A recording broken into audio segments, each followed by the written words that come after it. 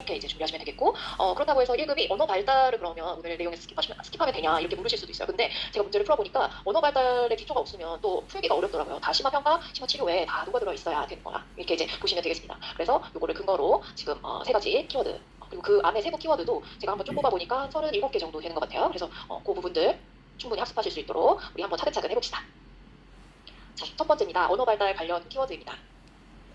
자, 그래서 언어 발달 단계 우리가 무시할 수 없겠죠. 요거 이제 많은 선생님들 미리 공부하신 분들은 암기도 많이 해놓으셨을 거고, 아니시면 이제 공부를 시작하셔야 됩니다. 그래서 첫 번째는 언어 이전기 상호작용, 조금 가볍게 시작을 해보자고요. 자, 언어 이전기에는 그러면 어떻게 상호작용을 해줘야 되느냐, 그리고 왜 해줘야 되느냐, 이거를 이제 우리 한번 알아볼게요. 아동과 양육자 간의 의사소통적인 상호작용은 언어보다 먼저 일어나기 때문입니다. 그래서 언어가 아직 나타나지 않았는데 상호작용 조금 덜 해줘도 되겠지, 이렇게 생각하실 수 있겠지만 그렇게 생각하시면 오산이죠. 그렇죠? 그래서 언어는 저절로 습득되지 않고 아동과 결국에는 인터랙션을 하면서 의사소통의 수단으로 사용할 때 잘 발달되게 됩니다. 그래서 아동이 언어를 수단으로서 사용할 때 그 의도를 전달하고자 하는 그런 욕구가 있는지 없는지부터 살펴보고 이제 나아가야 합니다. 그것을 통해서 추후에는 우리가 스피치 액트라고 하죠. 그래서 화형의 발달을 우리가 살펴보기에 보아야 됩니다. 의도가 있는지 없는지가 굉장히 중요하죠. 그래서 두 번째, 여기가 이제 또 많이 나옵니다. 시험에. 그래서 화행의 발달 단계입니다. 그러면 화행이란 무엇일까요? 화행이란 언어 이전기의 의사소통 행위로서 아직 언어적인 그런 구체적인 언어로 표현이 되지는 않지만 이제 추후에 언어로 대체될 수 있는 어떤 전형적인 모습을 이제 볼 수가 있는 겁니다. 그래서 이렇게 세 가지로 크게 이제 나누어 볼 수가 있겠는데요. 언향적 단계. 언어로 향하여 가는 건데 아직 언어가 없는 거예요. 이때는 어떠냐면요. 의도 없고 언어도 아직 없습니다. 굉장히 애기예요. 그래서 한 4개월에서 8개월 사이인데 아직 의도가 없습니다. 이때는. 그래서 언어로 향하지만 의도가 없는 단계. 그래서 예를 들면 예시로 이제 수록된 부분이 뭐가 있냐면 아이가 울고 있어요. 앵앵앵 울고 있는데 그때 이제 그거에 맞춰서 엄마가 기저귀를 갈아준다. 그거는 아직 아이가 우는 것은 그냥 원초적인 어떤 반응인 건데 그거에 따라서 엄마가 이렇게 어떻게 반응해 주느냐, 그게 굉장히 중요할 때죠. 그래서 어쨌든 이때는 사실 울고 있는데 무엇이 불편한지 정확하게 상대방에게 전달은 안 돼요. 그래서 그때는 지금 의도가 아직 나타나지 않고 정확하게, 그리고 언어도 안 되는 그런 상황이죠.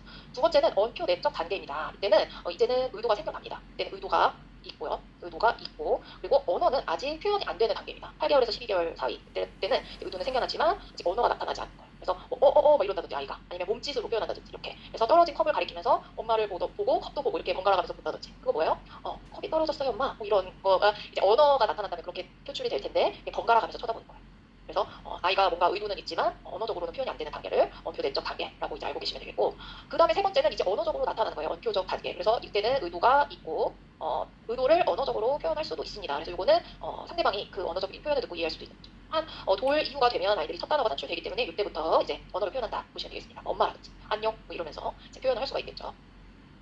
자, 그 다음에 이제 세 번째는 의사소통 행동의 발달입니다. 이것도 참 많이 나오는데요. 한번 쭉 보시겠습니다. 첫 번째는 아이들이 태어나면 어떤 표현을 많이 하냐면 웅냥웅냥 울어요. 울음 또는 뭐 미소, 이런 것들은 이제 반사적 행동인데 이거는 초보적 의사소통 행동이라고 합니다. 굉장히 원초적인 그런 것들이죠. 재채기, 뭐 드림, 뭐 이런 것들. 그 다음에 두 번째는 목표 지향적 의사소통 행동이 이제 4개월에서 7개월에 해당이 됩니다. 그래서 이때는 뭔가 내가 뭔가 행동을 했을 때 타인한테 영향을 준다는 것을 깨닫지만 뭔가 즉각적인 목표에 한정이 된다. 그래서 이때가 되면은 자음과 모음이 결합된 소리, 이걸 뭐라고 합니까? 옹알입니다. 그래서 애블링 소리를 탈출하면서 뭔가 칭얼거릴 때 뭔가 갖고 싶은 게 있어요. 그래서 그거에 즉각적인 목표에 한정되는 의사소통 행동을 보이죠. 그 다음에 세 번째로 넘어가 보시면 도구적 전환기 의사소통 행동입니다. 그때는 수단 목적 개념이 형성된다고 볼 수 있고요. 네 번째로 가시면 이제 의도적 의사소통 행동, 이렇게 되어 있습니다. 이때는 뭔가 내가 인사하기 의도, 반갑게 인사하고 싶어 그럼 이렇게 손을 흔들면서 인사한다든지, 거부하는 상황에서 뭐 아니야 뭐 이런다든지, 거부하는 상황에서 싫다고 손을 이제 뻗어서 흔드는 거, 그럴 때는 의도적인 의사소통 행동에 속한다고 보시면 됩니다. 그래서 제가 봤을 때 선생님들께서 2번하고 4번하고 헷갈리시는 경우가 조금 있어요. 그래서 두 개를 잘 나눠서 구분해 두시면 좋을 것 같습니다. 5번은 확실하죠. 이제 언어적으로 소통 행동을 할 수 있다. 언어를 통해서 소통 목적을 이룬다. 이렇게 이제 보시면 되겠습니다. 이 네 번째로 넘어가 보겠습니다. 이거는 이제 개월수에 따른 영유아 발달 단계를 좀 자세히 설명해 주세요. 이렇게 이제 요청하신 분이 계셨습니다. 그래서 한번 보시면 0개월에서 4개월 때는 뭔가 소리 나는 쪽으로 눈으로 이렇게 따라갈 수 있는지, 그거는 이제 뭐죠? 소리를 듣는다는 거예요. 그거를 이제 말소리를 이해하는데 기초가 되는 그런 행동이라고 볼 수 있고요. 표현 언어에서 중요한 어떤 핵심적인 것은 약 2, 3개월쯤 되면 쿠잉이라고 해서 목구멍에서 나는 소리 있죠. 후, 이렇게 기역 소리 난다고 해서 쿠잉이라고 합니다. 그래서 요거가 이제 나타난다. 것을 잘 알고 계셔야 되고요. 3개월에서 6개월로 가시죠. 그리고 여기는 이제 엄마 목소리에 반응한다든지, 아니면 뭔가 억양, 긍정 억양, 부정 억양, 이런 것들을 구분이 가능하고요. 말소리를 들을 때에. 그 다음에 표현 언어로서는 다양한 몸소리 시작됩니다. 그 다음에 6개월에서 9개월 가시면 수용적인 것은 어휘들을 일상적으로 사용하는 것들을 인식할 수 있고, 그 다음에 간단한 제스처 같은 것들 인식하고 사용할 수 있습니다. 표현 언어는 이때 중요한 키워드는 6개월쯤에 배블링, 옹알이 시작되는 거죠. 자, 옹알이는 그냥 소리가 난다고 해서 옹알이가 아니죠. 자음 플러스 모음의 소리가 나야 돼요. 그래서 마마, 마마 이렇게 나와야 옹알이로 이제 해당이 됩니다. 그다음에 이제 9개월에서 12개월 사이는 친숙한 단어들을 좀 더 많이 이해하게 되고요. 표현 언어로서는 이제 뭐 특정 언어, 빠이빠이에 적정한 어떤 몸짓으로 이제 할 수가 있는 거고요. 그다음에 12개월에서 18개월 가시면 아이들이 더 많은 명사들을 이해하고 지시 따르기가 가능해집니다. 뭐 기저귀 가져오세요 하면은 가져온다든지 이런 것들이 이제 12개월에서 18개월 사이에 아이들이 가능해집니다. 그리고 이제 표현 언어로서는 제스처 플러스 음성 같이 나올 수 있고요. 그다음에 12개월의 중요 지표는 이제 만 돌쯤인 거예요. 만 한 살. 그래서 한 단어가 출현한다. 이렇게 연결해 보시면 됩니다. 그래서 첫 단어가 이제 시작되고로부터 이제 한 단어 그 레벨의 여러 가지 어휘들을 많이 습득하게 되는데 18개월까지는 뭐 3개에서 10개 정도의 표현 어휘 습득한다. 좀 더 많은 어휘를 습득하는 친구들도 있지만 보편적으로 그렇습니다. 그다음에 18개월에서 24개월 가면은 굉장히 수용 어휘가 많아져요. 300개 이상을 이해할 수가 있게 되고요. 그다음에 표현 언어로서는 이제 만 두 돌 약 24개월쯤 가면은 그동안 축적되어 왔던 어떤 한낱말들이 두 개로 이제 묶어서 표현이 됩니다. 그래서 두 낱말 조합의 문장으로 이제 말할 수 있게 되는 거죠. 그리고 어휘 수 자체도 굉장히 늘어납니다. 50개에서 100개 정도의 표현 어휘 습득하고 50개 이후로 늘어나면서부터는 굉장히 어휘 습득 속도가 빨라집니다. 이것을 워드 스타트, 어휘 폭발기라고 해서 이때쯤에 아이들이 어휘가 폭풍 성장을 하게 됩니다. 그다음에 이제 2돌 넘어가서 24개월, 36개월은 이제 조금씩 문법적인 요소를 이해하기 시작하죠. 그래서 부정문이라든지 의문사 이런 것들을 차츰차츰 이해하기 시작하고요. 수용 어휘는 굉장히 수가 늘어납니다. 500개, 900개. 그리고 표현 언어는 50에서 250개 정도 표현할 수 있게 됩니다. 제가 이렇게 노란색으로 하이라이팅했던 부분들은 거의 암기를 하시기를 권유드립니다. 그 다음이 또 굉장히 중요한 키워드입니다. 상징 행동. 우리 선생님들이 이거 굉장히 어려워하세요. 어렵고 지금 3개년간 계속 기출이 되어온 어떤 키워드입니다. 그래서 잘 보시면 좋겠는데요. 첫 번째는 초기 및 전환기적 상징 누리 단계입니다. 그래서 9개월에서 10개월 사이는 그냥 물건을 탐색하고 탐험하고 이런 정도에 불과하죠. 그 다음에 11개월, 13개월 사이 이때는 전상징기적 행동 이렇게 이제 보시면 되는데 숟가락을 들어서 입으로 가져간다. 이거는 뭔가 숟가락이 기능을 하는 거예요. 입으로 가져간다는. 그래서 이렇게 매핑은 하는데 상징이 나타나기 전의 행동으로 보실 수 있겠고 돌 지나서 15개월 정도, 14개월에서 15개월 정도 되면 자동적인 상징이 나오는 거예요. 자, 수업을 들고 마시는 흉내를 낸다. 물이 들어있지 않아요? 근데 빈 컵이 들어있죠. 빈 컵이 있죠. 근데 이제 비어있지만 그 컵이라는 것이 상징하는 것이 이렇게 입으로 가져다 대고 마신다는 걸 하는 거예요. 그래서 여기서부터 조금씩 이제 상징 행동 쪽으로 가는 거죠, 아이들이. 그 다음에 이제 2번으로 넘어가 보시면 본격적인 상징 놀이 단계. 여기서부터 제가 밑줄을 쳐놨어요. 흉내, 신용, 흉내 이런 것들이 나오면 이제 상징놀이 단계로 이제 접어드는 건데요. 단순 상징 행동. 이때는 엄마가 요리하는 흉내를 낸다. 이거가 이제 단순 상징 행동인 거고요. 그 다음에 18개월, 19개월 가면은 이거를 조합하는 게 나와요. 예시로 많이 나온 것들이 과자를 강아지 주는, 그다음에 고양이 주고 토끼 주고 이렇게 조합이 나온 거예요. 순서대로 이렇게 인형들한테 주는 흉내를 낸다. 이거는 이제 단순 상징 행동의 조합인 거고요. 그다음에 복합 상징 행동의 조합. 이거는 20개월에서 23개월 사이. 자, 이거는 앞에랑 어떤 차이가 있을까요? 칼로 과일을 자르는 신용이에요. 그리고 과일을 접시에 담아요. 그리고 인형에게 먹여줘요. 뭔가 시퀀스가 있는 것 같지 않으세요? 그래서 앞에 거랑은 좀 다른, 조금 더 레벨이 높아지는 그런 상징 행동의 조합을 보실 수 있고요. 머리를 빗기는 신용을 하고 나도 이렇게 한번 빗어보고 뭐 이러는 거예요. 이것도 역시 어떤 복합적인 그런 상징 행동의 조합으로 이제 보시면 되겠습니다. 그 다음에 세 번째로 넘어가 보시면 이제 계획적인 상징행동 단계다. 그래서 이것도 이미 기출이 됐었습니다. 그래서 물건 대치 상징행동과 대행자 놀이라고 되어 있어요. 이게 24개월에서 35개월 사이에 나타나는 건데요. 한번 보시겠습니다. 물건 대치 상징행동이라는 것은 예를 들어서 자동차가 아니에요. 근데 블록은 자동차가 아니죠. 근데 블록을 아이들이 자동차처럼 사용해서 이렇게 쉥핑 뭐 이러면서 하는 거예요. 그 다음에 나무 상자를 뭔가 빵이라고 한다든지 나무 상자를 침대처럼 사용한다든지 리모컨인데 전화기처럼 막 이렇게 들고 한다든지 이런 거는 물건을 배치해서 그것을 상징 행동으로서 이제 나타내는 거다. 이렇게 보시면 되겠고요. 그 다음에 대행자 놀이라는 것은 또 이 시기에 나타나는데요. 할머니 앞치마를 입고 요리를 시작한다고 한다. 뭔가 그 할머니가 했던 그 모습을 계속 본 거죠. 그리고 그거를 내가 요리한다. 난 할머니야. 뭐 이러면서 이제 대행자 놀이를 하는 거죠. 또 아빠가 책을 읽는 것을 이제 흉내낸다. 이런 것도 역시 대행자 놀이에 속한다고 보실 수가 있겠습니다. 그래서 지금 24개월에서 35개월에 이렇게 두 가지 중요한 상징 행동이 나타난다. 이렇게 보시면 되겠습니다. 그 다음에 네 번째로 넘어가시면 이제는 사회적 역할놀이 단계로서 이제 두 가지, 세 가지 복합적 이렇게 이제 원령의 증가에 따라서 이렇게 역할놀이가 굉장히 달라집니다. 그래서 처음에는 이제 36개월에서 47개월 사이에는 두 가지 사회적 역할놀이가 나타나요. 예를 들어서 선생님 인형이 인사하면 학생 인형도 인사를 한다. 뭐 이런 거. 그 두 가지죠. 지금. 그래서 두 가지 사회적 역할놀이. 그다음에 세 가지는 의사가 환자 진료, 간호사가 주사 놔주고 환자가 감사하다고요. 이거는 세 가지.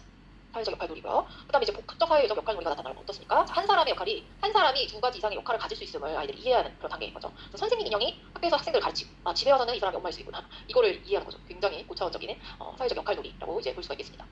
이게 지금 상징 행동 발달 단계 이거 굉장히 많이 나옵니다. 자, 여섯 번째 키워드. 자, 모성어라고 되어 있습니다. 이거는 사실 굉장히 쉬울 것 같지만 선생님들 문제로 풀면은 간혹 어려우실 수가 있습니다. 예를 들어서 자, 모성어라는 건 뭐냐면 엄마가 아이에게 해주는 말의 특징이 어떤 것인가 이거를 이제 봐야 되는 거예요. 자, 어떻게 아이에게 말해줘야 되나요? 문장의 길이나 구조가 단순해야 됩니다. 그래야 우리 아이들이 잘 받아들일 수 있죠. 그리고 반복적이다. 굉장히 반복적으로 말해줘야 되고요. 그 다음에 운율적인 강세를 줘야지 아이들이 그거를 잘 머리에 남길 수 있겠죠. 그 다음에 말의 높낮이는요. 단조롭게 하면 아이들이 흘려들어요. 자, 어떻게 해야 돼요? 아이고 우리 애기 잘 잤어. 아이고 이뻐라. 이러면서 과장되게 표현하는 그런 경향이 있어요. 그리고 전반적으로 높이가 높아야 돼요. 아이들은 아이고 하이톤으로 이렇게 말하잖아요. 그렇죠? 그런 모성어의 특징이 있습니다. 근데 이제 기출에서 오답으로 사용하시기 쉬운 오답어가 있으면 다양한 어휘가 사용된다. 엄마의 언어에서는 다양한 어휘가 사용. 이건 오답입니다. 그래서 아이들한테는 단순하게 사용한다. 이런 고기를 이제 택하시는 게 좋겠습니다. 자, 그 다음에 7번 키워드 넘어가 보시면 공동 주목하기예요. 조인트 어텐션이라고 돼 있죠. 자, 요거는 사실 임상에서도 굉장히 중요합니다. 요거를 잘 사용해야 되는데요. 공동으로 주목한다는 게 무슨 말인가 하면은, 자, 우리 성인들과 아이들 사이에 뭔가 있어요. 뭐가 있냐면 흥미로운 어떤 실체, 제3의 실체가에 아이랑 성인이 같이 주목을 해야 돼요. 그래야만 우리가 이제 의사소통을 할 수 있거든요. 그래서 요거는 사실 언어 이전기에 비언어적인 것에서부터 시작이 되고요. 그리고 연령이 증가하면서 점점 제스처만 사용했지만 이거 플러스 언어적인 상징 단어가 함께 사용이 됩니다. 그래서 공동 주목하기는 사실은 언어 이전에 굉장히 중요한 요소이고, 사용자 의사소통이 안 되는 자폐범주성 장애 아동이라든지 이런 친구들 눈맞춤이라든지 공동 주목하기 굉장히 어렵기 때문에 요거 굉장히 집중해서 우리 선생님들 많이 지도하셨으리 바랍니다.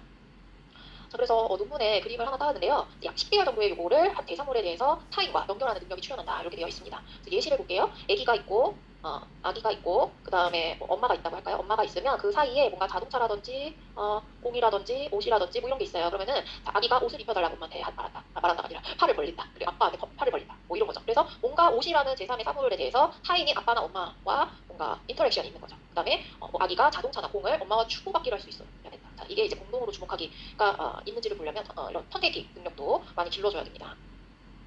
자, 그래서 이제 공동 주목하기는 왜 중요하냐? 결국에는 이 능력이 있어야만 언어 발달이 됩니다. 그래서 언어 발달을 지원하기 때문에 뭐 무발 아동이라든지 자폐범주성 장애 아동이라든지 이런 친구들이 이게 안 된다면 언어 이전에 이게 기능이 잘 이루어지는지 확인해야 되는 거죠. 왜냐하면 언어 발달을 지원하기 때문에. 그래서 타인과 함께 지금 언어 이전부터 주의하기가 더 함께 주의하기가 더 잘 됐던 경우에 추후에 얘가 언어 능력이 더 나을 수 있겠구나 이걸 예측할 수가 있습니다. 자, 언어 이전에 조인트 어텐션 안 되면 언어 발달이 굉장히 느리겠다 이게 예측이 돼요. 그리고 실제로 공동 주목하기 능력이 자폐범주성 장애 아동들이 굉장히 부족하다고 많이 알려져 있는데 그런 친구일수록 언어 지원이 더 많이 걸다 이런 결과가 있고요. 그 다음에 영아가 성인 환자와랑 같이 공동 주목하기에 보내는 어떤 시간적인 양 이거를 많이 보냈으면 언어 발달에 굉장히 이롭고요. 그 시간적인 양이 적을수록 언어 발달이 어려울 수 있는 거죠. 굉장히 아이가 그 언어적인 취약함을 가지고 있다면. 그래서 예시를 한번 볼까요? 공동 주목하기에 결함이 있는 이제 대표적인 장애군으로 자폐범주성 장애 아동이죠. 그래서 이 친구들은 기능이 나타나기가 굉장히 어려워요. 기능이 나타나더라도 어떤 기능이 많습니까? 요구하기가 거의 90% 이상이에요.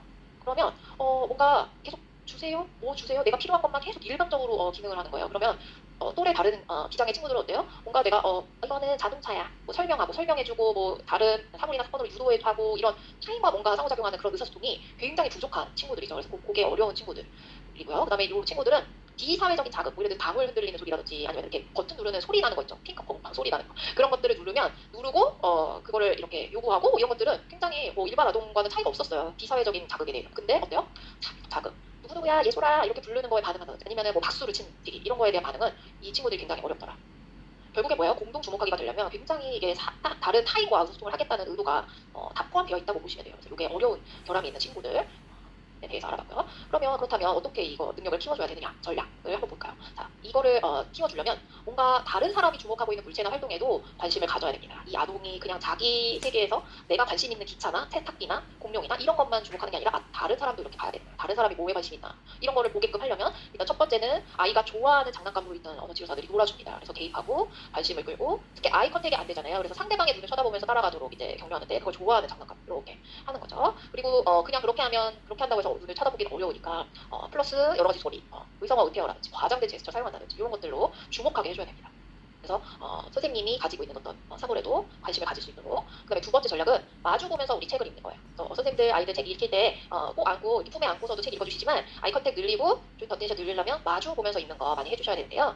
왜 그래야 하냐면 아이의 시선을 따라가야 되기 때문입니다. 아이를 그냥 이렇게 품 안에 안고 읽으면요 아이 시선을 확인하기가 어려워요. 그래서 마주 보고서 하면은 아이의 눈이 보이죠. 그래서 아이가 관심 있는 거에 대해서 우리가 이야기를 해줘야 되죠. 그러고 있는데 아이가 이렇게 책을 봤다가 엄마를 봤다가 책을 봤다가 엄마를 봤다 이래요. 그럴 때는 뭐예요? 아이의 의도가 뭘까요? 이거 뭐지? 엄마? 이거 궁금한데? 이거잖아요. 그죠? 그래서 뭔가 아이가 무당벌레를 보는 것 같아요. 책 안에서. 그러면은 무당벌레네! 이러면서 아이의 어떤 의미를 캐치해서 그렇게 이제 언어화 시켜줘야 되겠죠. 자, 다음으로 넘어가 보시면 의사소통 기능입니다. 그래서 할리데이의 의사소통 기능 분류 이렇게 6가지 이제 실어 놓았는데요. 이것도 꽤 많이 나오죠. 그래서 보실게요. 1번 도구적 기능. 이거는 가장 빈번하게 아이들 나오는 기능이죠. 물건을 요구하는 주세요가 안 되면 선생님들 이렇게 제스처도 많이 가르치시고 언어로도 많이 해주시죠. 그래서 뭔가 아이의 필요나 욕구를 채우기 위한 의사소통 행위, 도구적 기능이라 해서 1번. 2번은 다른 사람을 통제하기 위한 행위입니다. 그래서 조정적 기능이라고 하는데요. 뭔가 행동을 요구하는 거예요. 선생님이 자동차를 꺼내주도록. 그래서 하면은 자동차를 꺼내달라는 그런 거일 수 있고요. 손가락으로 가리키는 거 역시 배가 움직이는 게 아니라 아이가 내가 움직이지 말고 엄마가 그거 갖고 와 나한테 이거잖아요. 그래서 그런 거는 그 엄마나 선생님의 어떤 행동을 통제하기 위한 그런 행위로서 조정적 기능이라 할 수 있습니다. 그다음에 이제 상호작용적 기능은 하이파이 한다든지 뭔가 교류하는 거 타인과 교류하는 그런 상호작용 하기 위한 것들이죠. 안녕, 바이바이 이런 것들은 상호작용 그 사람이랑 아는 척하고 싶다, 상호작용하고 싶다 이런 것들이 3번에 해당되겠고요. 그 다음에 4번은 개인적인 기능이에요. 이거는 뭐냐면 아이들이 내 흥미, 내 감정 이런 거 표현하고 싶어요. 그래서 선호도라든지 거부, 싫으면 거부하기. 자, 이런 것들은 전부 다 개인적 기능에 속한다고 볼 수가 있습니다.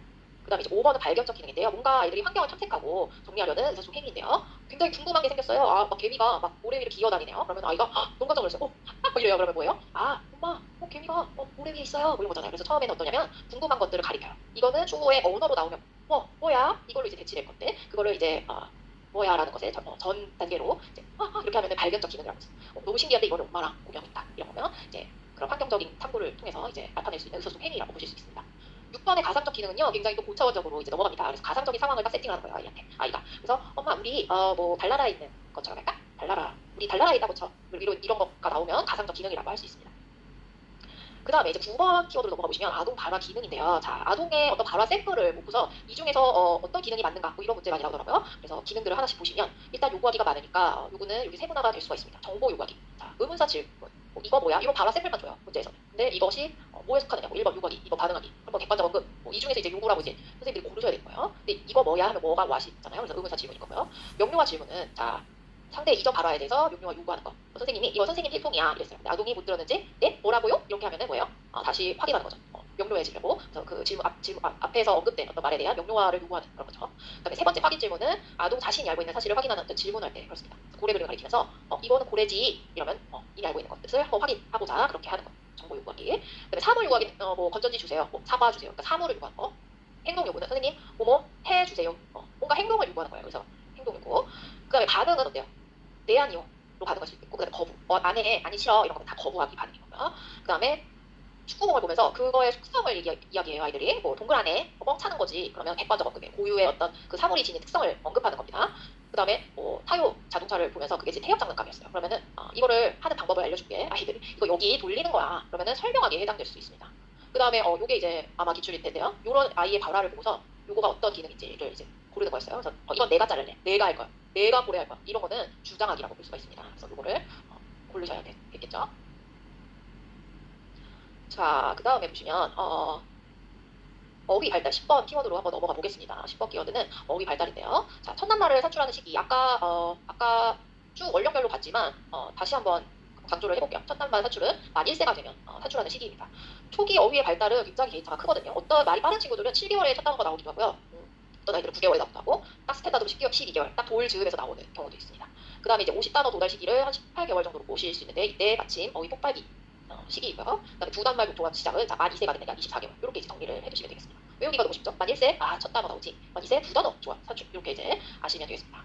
자, 50단어 초기 50단어를 쫙 목록을 뽑아보면요, 리스트를 뽑아보면 그때 구성하는 품사별로 이렇게 보시면 명사가 굉장히 많아요.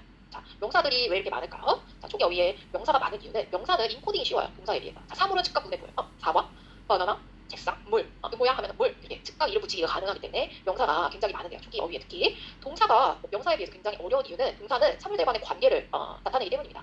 자, 예를 들어서 가다라는 동사를 볼까요? 이거는 그 안에 의미에 어디에서 어디오라는 어떤 그런 의미가 수반이 돼요. 주다라는 것도 누가 무엇을 누구에게 이런 의미가 수반되기 때문에 훨씬 인지적으로 높은 수준이 요구되기 때문에 동사가 어렵고 또 언어 발달 지원 친구들에게도 훨씬 동사 지원하기가 어렵습니다.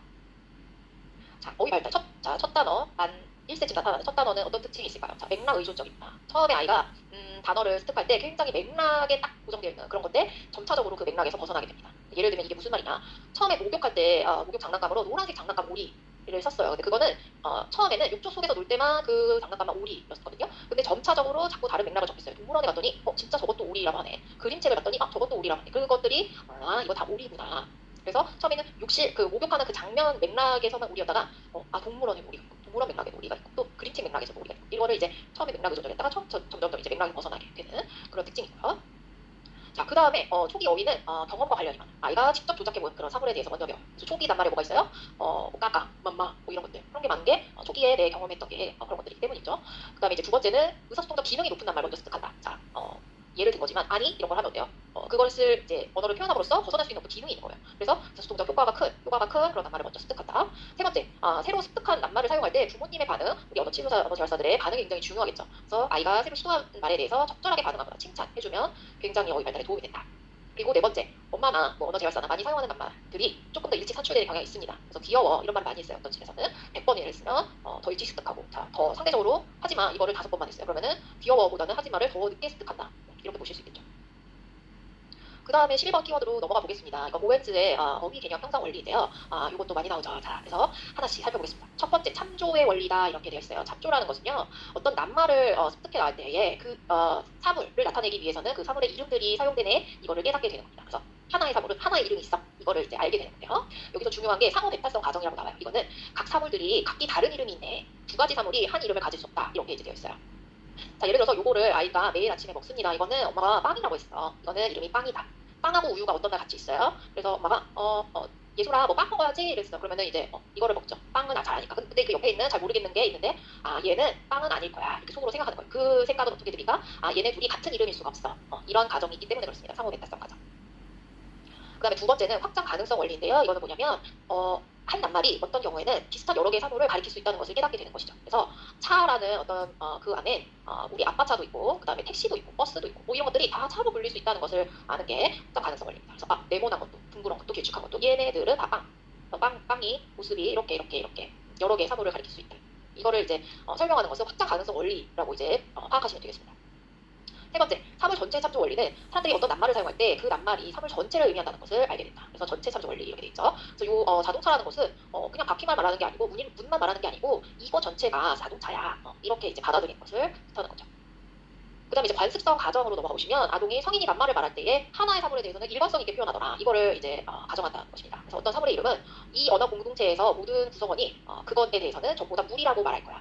그리고 제가 옆에 이제 커피를 마시고 있는데 이거는 전부 우리가 엄마 아빠 뭐 삼촌 다 이거를 커피라고 이제 말할 거야. 자, 이거 그런 거죠. 그래서 만약에 사람들이 이거를 다 이거는 바나나가 됐다가 커피가 됐다가 뭐 물이 됐다가 이렇게 한다면 그거는 언어로 기능할 수가 없는 거예요. 그래서 어떤 고정된 그 사물에 대해서는 모든 사람들이 그 단어로 표현할 거야. 이거를 안다면 관습성 가정에 해당된다고 보실 수가 있겠습니다.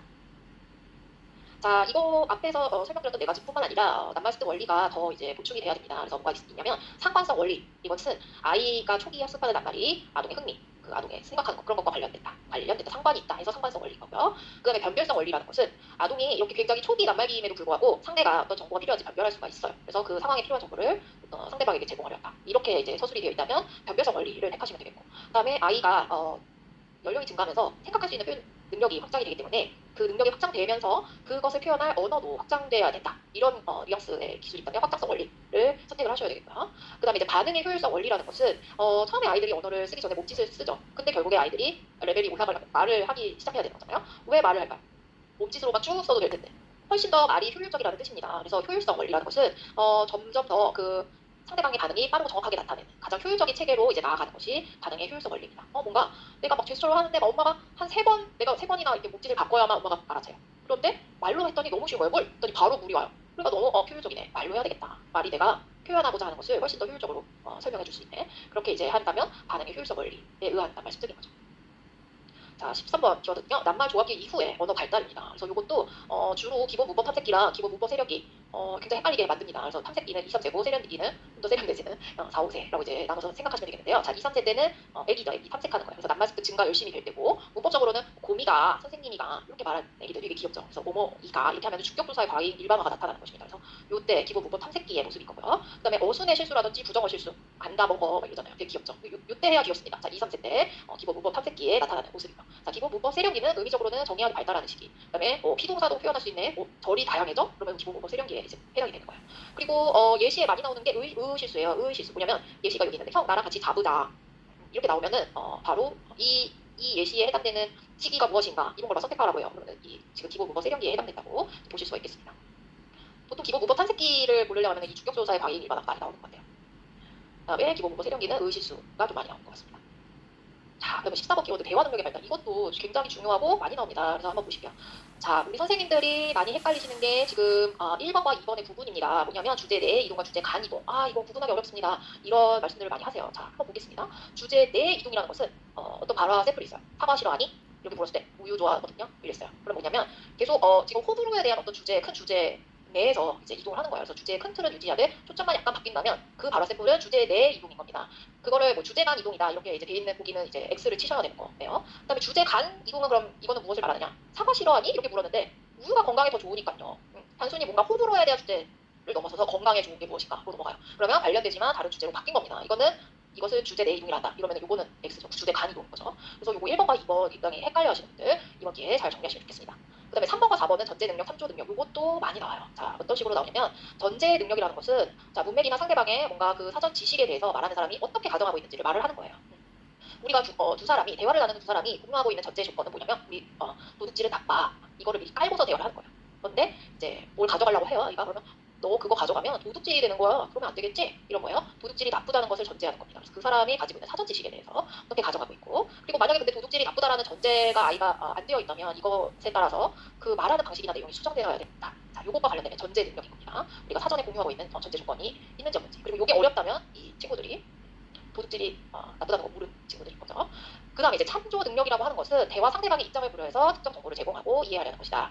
이건 뭐냐면 약간 중복되는 정보는 계속 반복하지 않아요. 그리고 상대가 그거에 대해서 알고 있기 때문에 그리고 혹시 상대방이 내 말을 이해하지 못했다면 그 상대방에 맞게 수정해야 됩니다. 그래서 그리고 이제 특정 참조물에 대해서 상대방과 주고받는 경우 그런 때에 정보 참조 능력과 해당이 된다고 보시면 되겠습니다. 여기 예시가 있는데요.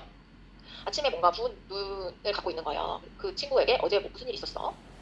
나는 다 알아. 그랬어요. 그러면 요거를 굳이 말하지 않아요. 요거는 뭔가 그냥 상대방의 입장을 고려한다든지 아니면 뭐 우리가 공유하고 있는 거기 때문에 주고 뭐 특별히 중복될 필요가 없겠다 이렇게 판단이 되는 부분은 그런 경우에는 생략되는 거죠. 그래서 요 전제 능력과 참조 능력 요것도 대화 능력 발달에 있어서 굉장히 중요하고 문제로 출제될 때는 요거가 지금 잘 발달이 안 된 친구들이 어떤 발화 샘플을 보여주고서 이 친구가 어떤 것에 결함이 있느냐 이런 형태로 출제가 많이 돼요. 그래서 그러면 그걸 보고 참조 능력에 결함이 있다, 전제 능력에 결함이 있다 이런 것들을 캐치해서 그러실 수 있어야 됩니다. 15번으로 넘어가 볼게요. 자, 이야기 문법. 이야기 문법도 꽤 많이 나옵니다. 자, 이야기 문법에 따라서 아이들이 이야기 산출을 해야 되는데요. 자, 첫 번째로는 배경이에요. 배경에 해당되는 예시. 유치원에서 현우랑 나는 소꿉놀이를 했어요. 이런 부분이 배경인데요. 뭐냐면 이야기의 전체 흐름, 상황, 그 문맥 이런 거를 제공하거나 등장인물을 소개하고 장소 묘사하고 이런 것들을 언급한다면 배경인 거예요. 그런데 하면서 뭔가 사건이 일어나요. 뭐 진혁이가 놀이터에 놀러 온 사건. 자, 그러면은 뭔가 중요한 일화가 이제 시작되는 거구나. 그 등장인물의 반응을 이끄는 어떤 사건이 있다면 이걸 보고서 계기 사건. 이렇게 이제 기록을 해두셔야 되고요. 그래서 현우에게 놀이터 가서 놀자고 했어요. 이거는 뭔가 행동이 나오는 거예요. 뭔가 만약에 계기 사건에 문제가 있었다면 상황 해결하는 어떤 시도고 아니면 그 계기 사건에 맞게 뭔가 행동이 있었다면 시도에 해당이 되고요. 그래서 가서 놀자고 시도했죠. 근데 이제 그랬기 때문에 그래서 우리는 놀이터를 결국엔 갔어요. 하면은 결과, 시도에 대한 결과 이런 것들은 결과에 해당되는 거예요. 그다음에 내적 반응은 그런데 나는 재미가 없었어요. 아니면 뭐 내가 슬펐어요. 뭐 이런 거는 내적 반응인 거예요. 뭔가 심리 상태, 그 반응 이런 것들은 내적 반응에 해당된다고 보실 수가 있겠습니다. 자, 근데 여기서 이야기 문법과 관련해서 이런 내용이 줄에 보기가 나왔네요. 하나의 에피소드 산출 시 꼭 포함되어야 되는 이야기 문법을 고르라고 해요. 너무 어렵죠 요즘에. 그래서 그거는 계기 사건 시도 결과가 꼭 필수적으로 포함되어야 되는 이야기 문법이다. 이렇게 기출이 됐었습니다. 자, 16번은 이야기와 관련해서 또 많이 기출이 되고 또 질문도 많이 해주신 것이 T유닛입니다. 이야기 분석. 사실 C유닛도 있거든요. 근데 지금 4개년과 기출된 것은 다 T유닛이 많이 기출이 됐습니다. C유닛은 의사소통 단위인 거고 T유닛은 최소 종결 단위인 겁니다. 자, 그래서 T유닛을 이제 보통은 분석을 할 수 있어야 되는데요. 그래서 이것을 정의하기로서는 주어 플러스 서술어 또는 종속절을 포함하는 주절의 단위이다. 근데 요거를 보고서는 모르겠어요. 이게 뭔지. 그래서 간편 지침을 알려드리면 한 문장 내에서 주어가 유지되면 한 개의 T유닛이에요. 그래서 주어가 만약에 나는 하고 이제 주어가 나오죠. 그리고 나는 사과 먹고 바나나 먹었어. 그러면은 한 개예요. T유닛이 한 개. 근데 나는 사과 먹고 언니는 바나나 먹었어. 이러면 지금 한 문장 내에서도 지금 주어가 두 개거든요. 나는 사과 먹고 언니는 바나나 먹었어. 그래서 이거는 두 개의 T유닛. 자, 세 개는 나는 사과 먹고 언니는 떡볶이 먹었는데 그거는 외웠어. 그러면 이거는 세 개로 이제 보시면 되겠습니다. 그래서 기출에 자전거 색깔은 분홍색이고 저는 분홍색을 좋아합니다. 이런 게 나왔네요. 그건 뭐예요? 자전거는 분홍색이고 1. 저는 분홍색을 좋아합니다. 그래서 이 한 문장 내에서 T유닛 두 개라고 이제 계산을 하셔야 될 겁니다. 그래서 T유닛의 계산하는 거 간편 지침에 따라서 해보시면 되겠습니다. 그 다음에 17번 키워드로 가보시면 읽기와 관련된 어떤 키워드입니다. 낱말제인 이것도 아주 많이 나오는데요. 낱말제인이라는 것은 문자로 쓰여진 글을 보고서 그 기저가 되는 의문 규칙을 적용할 수 있느냐 그거를 적용해서 낱말을 인식한다. 낱말제인인 거죠. 이것이 왜 중요하냐면 아동이 글을 읽고 내용을 이해하기 위해서 이 능력이 필수적이기 때문이고 특히 이제 읽기와 관련된다고 말씀드렸죠. 그래서 낱말제인이라는 것은 초기 읽기 단계에서 중요합니다. 주로 유치원이라든지 초기 학년기에 이 능력이 발달이 되는 거죠. 기출에 카미의 캣츠의 낱말 제인 능력의 평가 하위 요소를 고르시오 이런 게 있나요? 그래서 요거를 골라야 되는 거예요. 1번 낱말 읽기 정확도, 2번 읽기 유창성. 유창성 아까는 정확도인데 유창성이라는 함은 막힘이나 주저함이 없이 얼마나 자연스럽게 그것을 읽어내는가. 이게 읽기 유창성이고 이제 한 2, 3학년 정도로 가면 이게 특히 중요해지는 거예요. 그 이후로는 이제 9학년으로 넘어가면 내용을 이제 습득해야 되기 때문에 이게 유창성이 한 이즈음에서는 이렇게 성립이 돼야 됩니다. 그 다음에 3번 의문 해독 기술. 이것은 의문 인식에 기초해서 자소와 음소를 대응해서 읽어낼 수 있는 기술이 있는지 이거를 평가하는 걸 쓰고 낱말 제인 능력의 평가 이렇게 세 가지 하위 요소를 알아봤습니다. 자, 18번으로 넘어보시면 언어 영역별 특성 또는 결함입니다. 이게 은근 많이 나와요. 그래서 한번 보실게요. 의문론은 비일반적이며 빈번한 조음 오류, 그런 방아 샘플이 있다면 이거 의문론적인 결함이다. 이렇게 이제 보셔야 되겠고요. 의미론에 해당되는 거. 자, 검주어, 속담, 은유 표현 어렵다. 그래서 그냥 이런 것들이 안 나오고 방아 샘플이 많이 나오죠 요즘에. 그래서 친구가 시간이 총알같이 지나가네 뭐 이랬어요. 근데 우리 아이들이 시간이 왜 총알이니? 총알은 총에 넣는 건데 이렇게 말했대요. 그러면 뭐예요? 뭔가 은유적인 표현을 이해하는 게 굉장히 어려운 거예요. 그래서 은유적인 거 어렵고 적소문 이해 어렵고 그 다음에 과소일반화, 과대일반화 안 된다. 이게 뭐냐면 과소일반화라는 것은 내가 경험한 그 제한된 상황에서만 그거를 사용한다는 말이야. 사용한다. 그래서 세상에 수많은 강아지가 있는데 우리 집 강아지는 뭐야? 그러면 과소일반화인 겁니다. 제한된 상황에서 사용하니까요. 반면에 과대일반화는 뭐예요? 내가 알고 있는 낱말을 너무 넓게까지 적용시키는다. 그래서 남자이면서 안경 쓰는 사람 굉장히 이 세상에 많은데 그 사람이 전부 아빠야. 이러면 과잉일반화가 되는 겁니다. 이런 것들은 다 의미론에 해당이 되는 거고요. 이름되기 어렵거나 수용 및 표현 어휘, 의미관계 유형 이런 것들의 결함이 있으면 의미론의 결함이다. 이렇게 이제 확인하실 수 있겠습니다. 그 다음에 구문론은 낱말 순서를 변경하는 어떤 발화 샘플이 나온다든지 문법 형태소를 어려웠다. 그리고 본문의 이해 표현이 어렵다. 그러면 구문론적인 결함인 거고 특히 평균 발화 길이가 짧네. 뭐 예를 들어서 만 5세 넘었어요. 만 5세 아동의 발화 샘플이다. 근데 무엇이 부족한 것 같으냐. 그랬는데 아동의 발화를 보니까 다 두 단어 조합이에요. 아빠가 갔어요. 엄마가 먹어요. 막 이래요. 그러면 어때요? 구문론적이죠. 짧은 평균 발화 길이. 그래서 아니면 뭐 주로 내용어를 사용한 발화 사줄. 막 가, 뭐 이런 거 있잖아요. 자동차가 간다. 뭐 이렇게 발효해야 되는데 막 그런 조사 같은 거 다 빠져요. 그러면 부분론적인 결함 이렇게 보실 수가 있겠습니다. 자, 그 다음에 화용론은 화용론도 굉장히 많이 나오죠. 그래서 뭐가 있어요? 직설적이면서 융통성 없는 화법. 엘리베이터 상황인데 되게 많이 사람이 가득 찬 거예요. 그래서 아이가 어때요? 너무 붐벼. 이 사람들 다 나갔으면 좋겠어요. 막 이랬어요. 그러면 적절한가요? 그 상황에서? 굉장히 적절하지 않죠. 그래서 뭔가 융통성이 없고 그 상황에 맥락에 맞지 않는 그런 대화. 의사소통의 의도가 부족하거나 기능이 제한되고 화용론적인 어려움인 겁니다. 그다음에 차례 지키기 어렵고, 그다음에 뭔가 명료화를 요구한다든지 발화 수정의 전략을 갖는 것이 어렵다. 그럼 화용론적인 어려움. 대화 기술 부족. 당연히 화용론에 관련되겠죠. 그래서 그 아래 것들, 뭐 간접 표현 인식의 부족 다 화용론에 해당이 되고요. 그 아까 대화 기능의 발달에 들어 있었지만 전제 이런 거 어렵다. 그럼 다 화용론적인 결함입니다. 그리고 아이들 보면 화용론적인 어려움이 있는 아이들은 상대어, 너와 나를 굉장히 헷갈려 한다든지 관계어, 지시어 이런 거 어려워요. 여기와 저기. 선생님의 입장에서는 여기인데 자기의 입장에서는 거기가 저기인 거예요. 그러니까 뭐가 여기고 저기지 막 헷갈리는 거예요. 그게 안 되는 친구들은 화용론의 결함 있다. 이렇게 보실 수 있겠습니다. 자, 이제 넘어가 보겠습니다. 19번 키워드는 말르즈 아동입니다. 그래서 말르즈 아동도 굉장히 많이 기출됐어요. 그래서 이걸 한번 보실게요. 말르즈 아동은 만 2세 즈음에 두 가지 조건이 있는데 2세까지 50개 미만의 어휘. 우리 아까 원령별로 쫙 봤을 때 18개월에서 24개월 사이에는 50개가 넘는다고 했어요. 어휘가. 근데 만 2돌까지 기다렸는데 50개가 미만인 거예요. 어휘가. 10개 아니면 3개 막 이래요. 그러면 말르즈 아동 표현 어휘에 기준을 하는 겁니다. 그 다음에 두 낱말 조합이 산출되지 않는다? 2세면 어때요? 두 낱말 조합이 나온다고 했었어요. 우리 공부하기를. 근데 안 나와요. 그러면 이 두 가지 조건에 따라서 말르즈 아동이라 한다. 근데 이 친구들이 캐치업이 되는 친구가 있고 안 되는 친구가 있어요. 안 되는 친구면 4세가 넘어서도 계속 언어발달 지연을 보이면 그때 언어발달 지체 단순 언어 장애로 판정이 됩니다. 그리고 말르즈 아동들을 추적하는 연구에 따르면 일반 아동의 언어 능력을 일부는 따라잡는다고 했어요. 근데 그럼에도 불구하고 그런 친구들이 청소년기까지 어휘, 문법, 언어 기억 이런 것들에서 취약함이 남아있을 수 있다는 그런 연구 결과가 있었고요. 그리고 말르즈 아동들 중에 다른 의사소통 기능 같은 것들을 보면은 자기의 의사소통 의도를 자주 표현하면 표현할수록 그 아동이 결국에 노멀 레인지로 캐치업이 될 가능성이 높았다. 이런 연구 결과들이 있습니다. 그래서 말르즈 아동들을 임상에서 받으셨을 때 의사소통 기능이 나오게 하고 다양하게 하고 이런 것들이 굉장히 중요하다는 거죠. 두 번째가 아니죠. 20번 키워드는 단순 언어 장애 아동입니다. 그래서 이거는 이 친구들의 특징은 어떻습니까? 자, 언어가 굉장히 언어 장애니까 언어가 어렵겠죠. 어려운데 지능이 어때요? 비언어성 지능이 85점 이상이에요. 노멀 레인지에 있어요. 다 청력도 괜찮아요. 자, 신경학적 손상 없어요. 다 괜찮은데 언어 발달에만 문제가 있다. 이런 친구라면 단순 언어 장애 고르셔야 됩니다. 근데 이 친구들의 언어적인 어려움은 어떻습니까? 낱말 찾기에 결함을 보인다. 월파이팅이 안 돼요. 그 다음에 발화 수정 전략이나 명료화 요구하기 능력에서 제한된 모습을 보인다. 그리고 이 친구들은 어휘 습득이 어렵고 그 다음에 우리 명사와 동사 중에 뭐가 어렵댔죠? 특히 동사가 어렵댔는데 동사에도 이 단순 언어 장애 아동들이 두드러진 결함을 보인다. 그리고 문법 형태소 오류가 빈번하다. 그래서 단순한 언어 장애 아동들 보면은 문법 형태소 이런 것 주제도 많이 하게 됩니다. 자, 21번 키워드 읽기 장애 아동으로 넘어가 볼게요. 자, 읽기 장애 아동들은 어떻습니까? 이 친구들 역시 특징이 정상 인지 능력을 가지고 있어요. 그리고 중요한 것이 뭐냐면 이 친구들 아직 가르친 게 아니에요. 일반적인 사회문화적, 학업적, 언어 지원을 받았음에도 불구하고 이 친구들의 생활 연령에서 요구되는 읽기 쓰기 수행이 그것을 보이지 못하는 친구들이 바로 읽기 장애 아동에 속한다고 보실 수가 있겠습니다. 그래서 요거를 많이 나와요. 그래서 읽기 장애 아동이 보이는 그런 특성이 아닌 것을 고르세요. 이럴 때.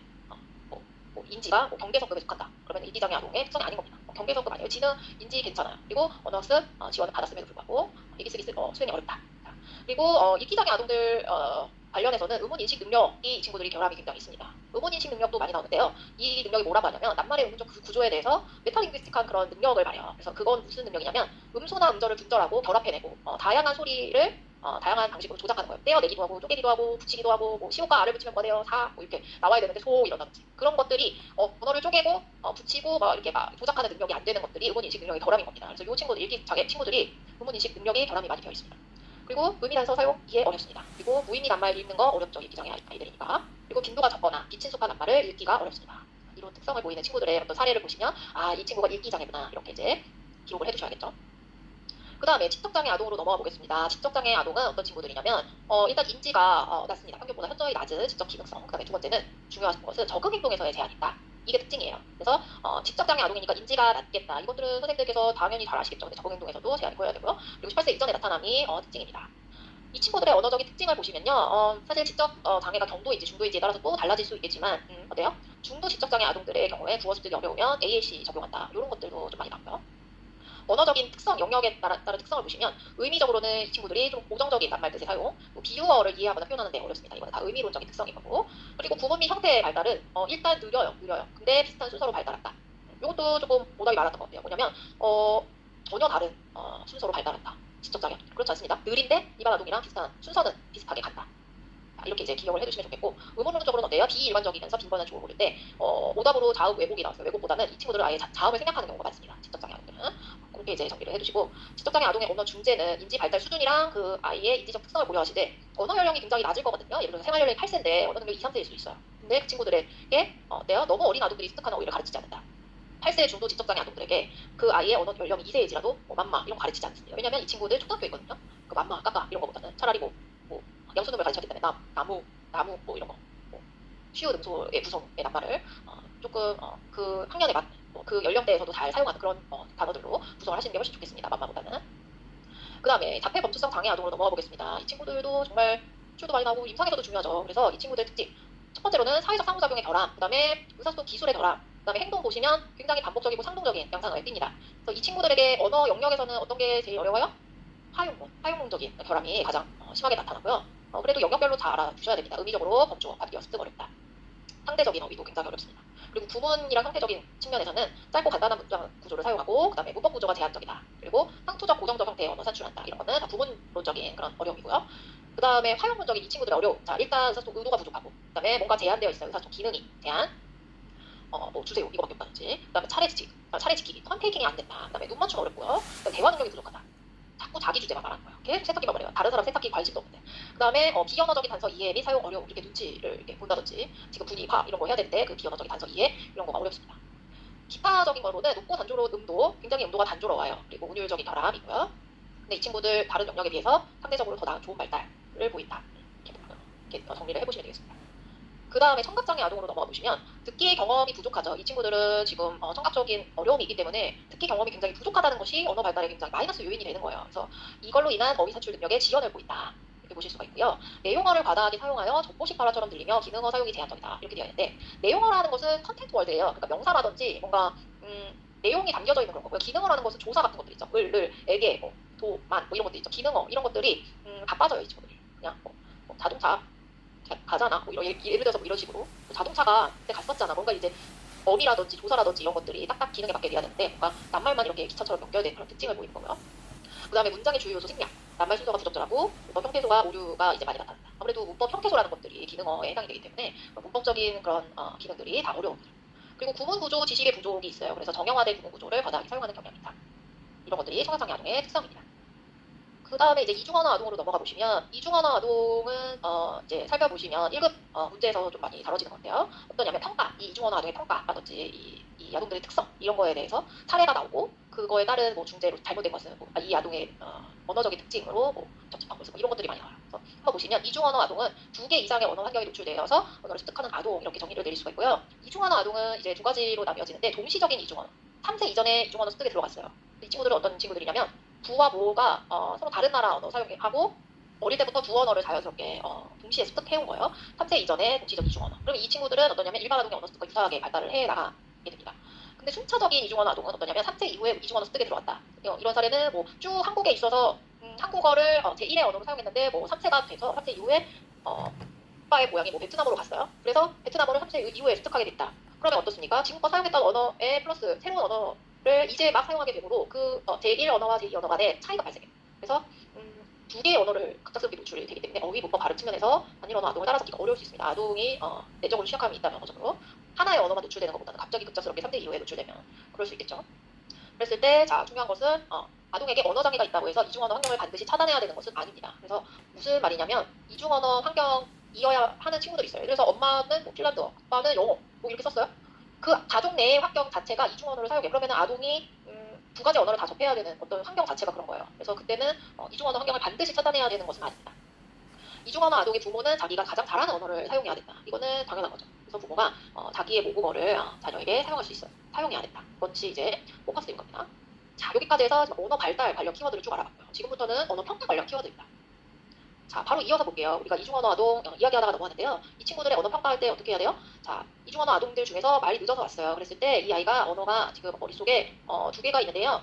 주요 언어라고 해서 하나의 언어만 봤대요. 예를 들어서 한국어만 평가했대요. 그러면 이번 L2는 지금 평가를 안 한 거예요? 그럼 아이의 전체적인 그림이 안 그려질 거예요. 그래서 한 언어만 보면 절대 안 되고요. 두 언어 모두에 대한 자료를 수집하고 관찰해서 먼저 요구를 결정한다.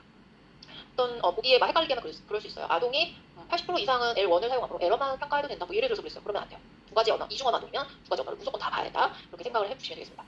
자, 그래서 뭐 30개월임에도 한 언어 혹은 두 언어가 섞인 상태라도 낱말 조합이 나타나지 않는다면 그러니까 말르즈, 말이 있다 이렇게 고려해 볼 수 있대요. 자, 보통 어때요? 낱말 조합은 2돌쯤 되면 나타난다고 했어요. 근데 6개월이 지났는데도 낱말 조합이 한 번도 안 나타났다. 그러면 조금 늦을 수 있다 이렇게 이제 고려해 볼 수 있는 거죠. 좀 심화 평가를 해볼 필요가 있겠죠. 그 다음에 넘어가 보시면 이제 읽기 쓰기 평가에 대해서도 많이 나오는데요. 우리 한국어 읽기 검사 폴라가 있습니다. 그래서 폴라에 대한 그 문항이 좀 많이 나와요. 그래서 이거를 이제 한번 전반적으로 보시면 읽기 장애 아동을 치료하기 앞서서 읽기 능력뿐만이 아니라 이 친구들 읽기만 평가한다 이러면 안 되고 언어 의사소통 인지 다 정확하게 평가를 하고 그 다음에 평가 결과에서 의문 처리에서부터 어려움이 있는 경우 의문 인식 능력을 향상할 수 있는 그런 목표에 초점을 맞춰서 치료 진행해야 됩니다.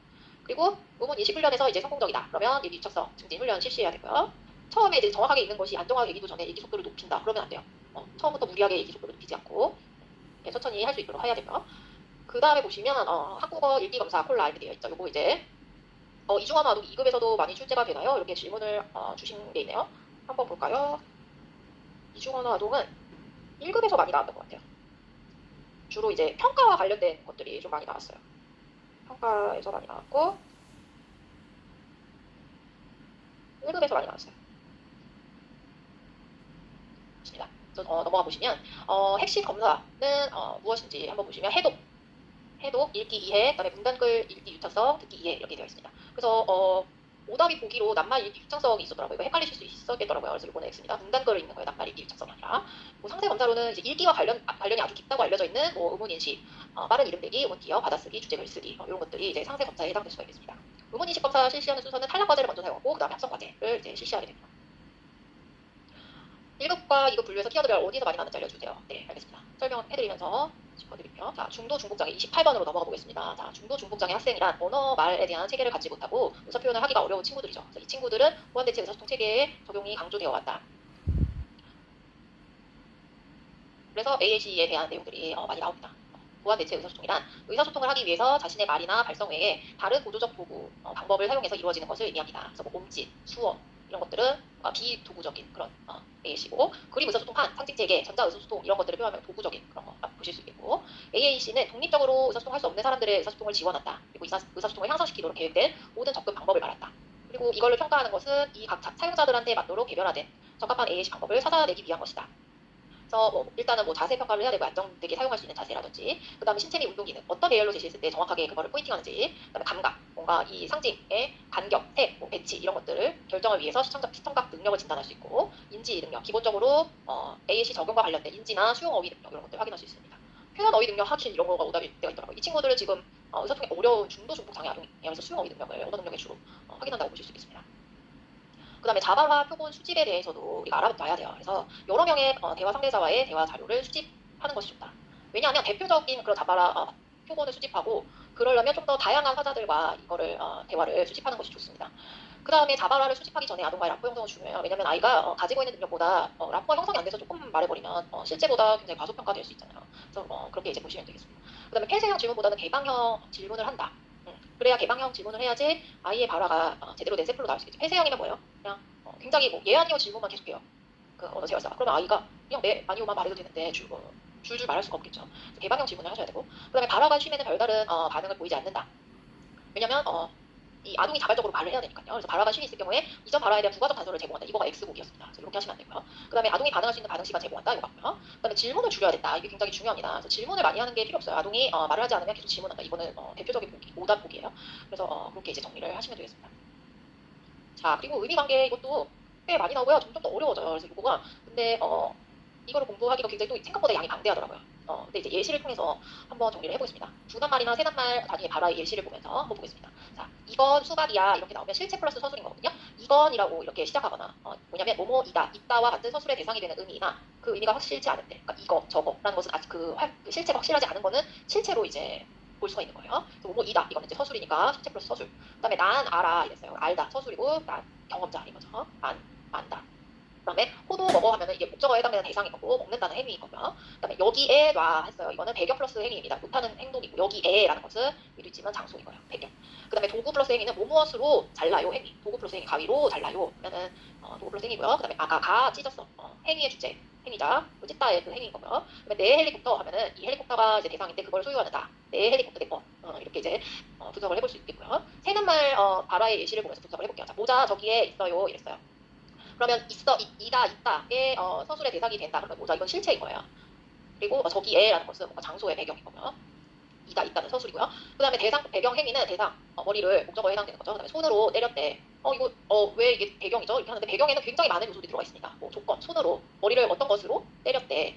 행위인데, 요거는 이제 조건에 해당될 수 있겠어요. 그 다음에 행위자, 배경 행위는 엄마 여기에 앉아. 이건데, 앉는 행위를 한 사람이, 엄마, 행위자, 그 다음에 여기에 앉아. 참 이게 그냥 요거를 장소라고 하면 하나도 안 헷갈리실 텐데 배경이 굉장히 광범위한 것을 포함하고 있어서 그렇습니다. 배경에 이렇게 많은 것들이 해당되어 있어요.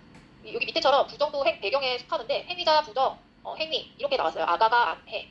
부정이라고 그거를 보기를 그렇게 제시해주면 우리가 파악하기가 얼마나 쉽습니까? 근데 이거를 만약에 배경 이렇게 해도 맞다는 거예요. 행위자 플러스 배경, 행위 해도 맞다는 거예요. 아가가 안 해. 그 다음에 칼로 빵 잘라. 도구 대상 행위예요. 자, 무엇으로? 어떤 도구로? 칼로. 그 다음에 빵. 무엇을 빵. 그 다음에 행위 잘라. 그다음에 도구 대상 행위. 그 다음에 나라는 경험자가 토끼 인형을 대상. 그 다음에 좋아해. 상태 서술인 거죠. 그 다음에 또 나. 경험하는 내가 실체. 그거. 여기가 확실하지 않은 그것을 좋아해. 상태 서술인 거죠. 자, 그 다음에 이제 표준화 검사로 넘어가 보겠습니다. 31번. 자, 표준화 검사 도구를 다 다루면 우리가 2시간 내에 공부를 못해요. 그래서 중요한 것부터 우리가 한번 공부를 해볼게요. 자, 만 3세 이전의 애기들은 직접 평가가 쉽습니까? 어렵습니까?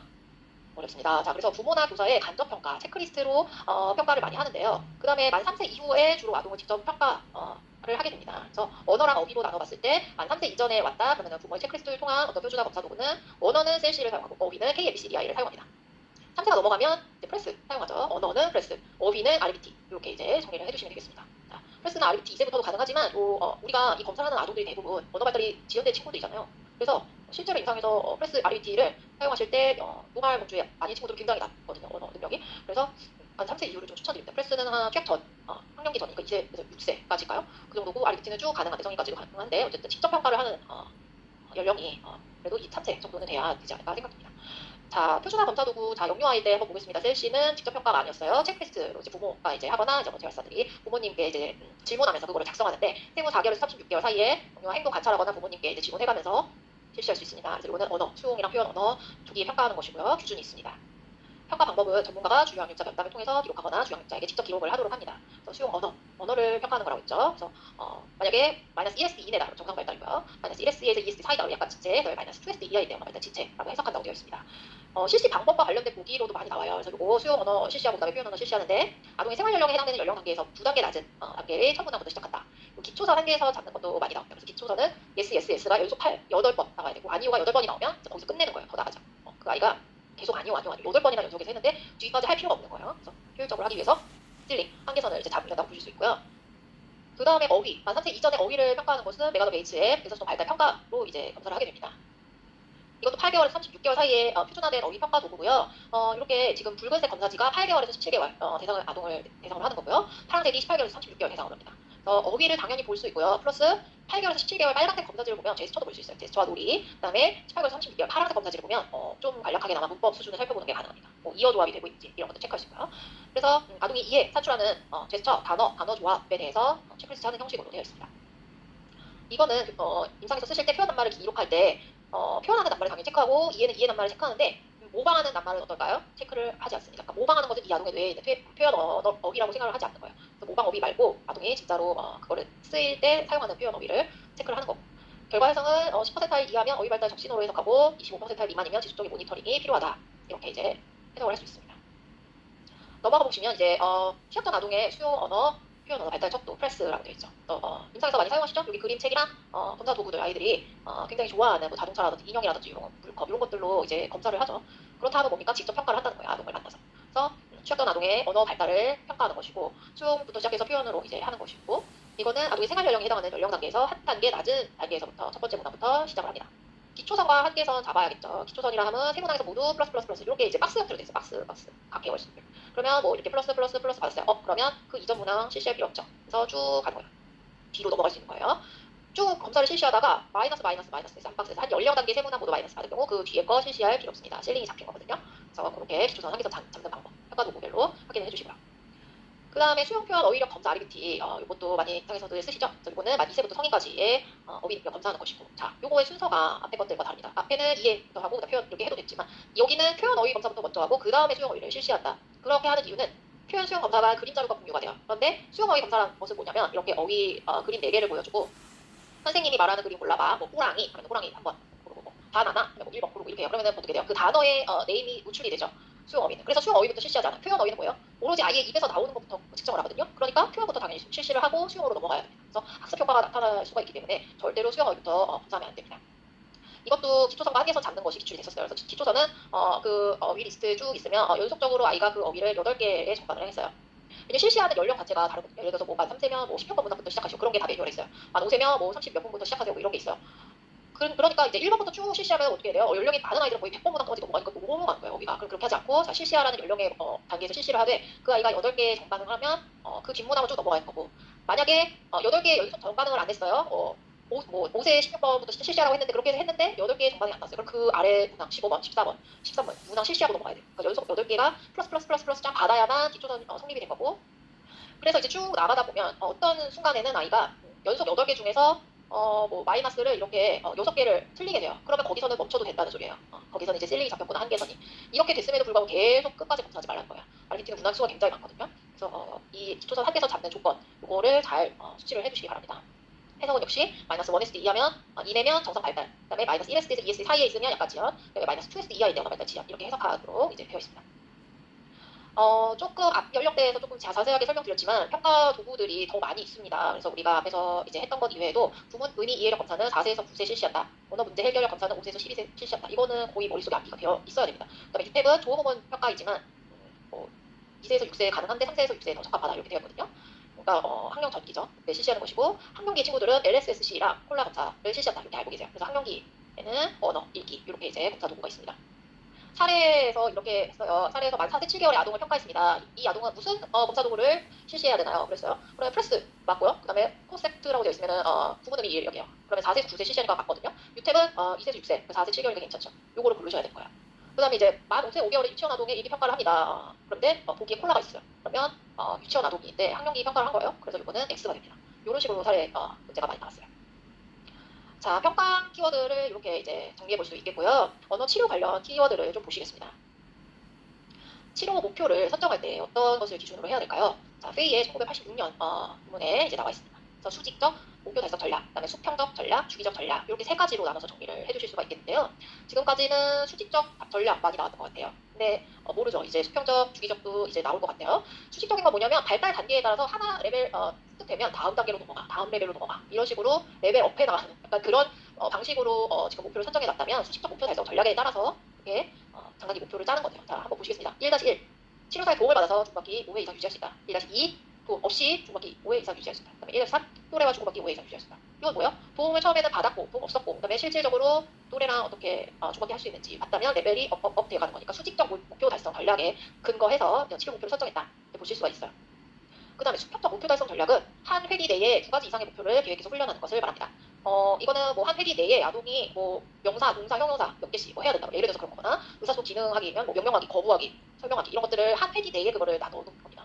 그러면 사실은 일상생활 내에서 아동이 갖게 되는 언어 자극이나 언어 환경과 되게 비슷한 훈련을 하려는 시도예요. 왜냐면 그 한 회기 내에 아동이 사용하는 기능이나 이런 것들이 굉장히 다양하잖아요. 그렇죠? 그래서 그거를 다 다룰 수 있어서 좋으나 주의가 산만하거나 인지력이 많이 부족한 아동에게는 그게 과부하가 될 수 있거든요. 그럴 경우에는 좀 부적절한 목표 달성 전략이라고 보실 수가 있습니다.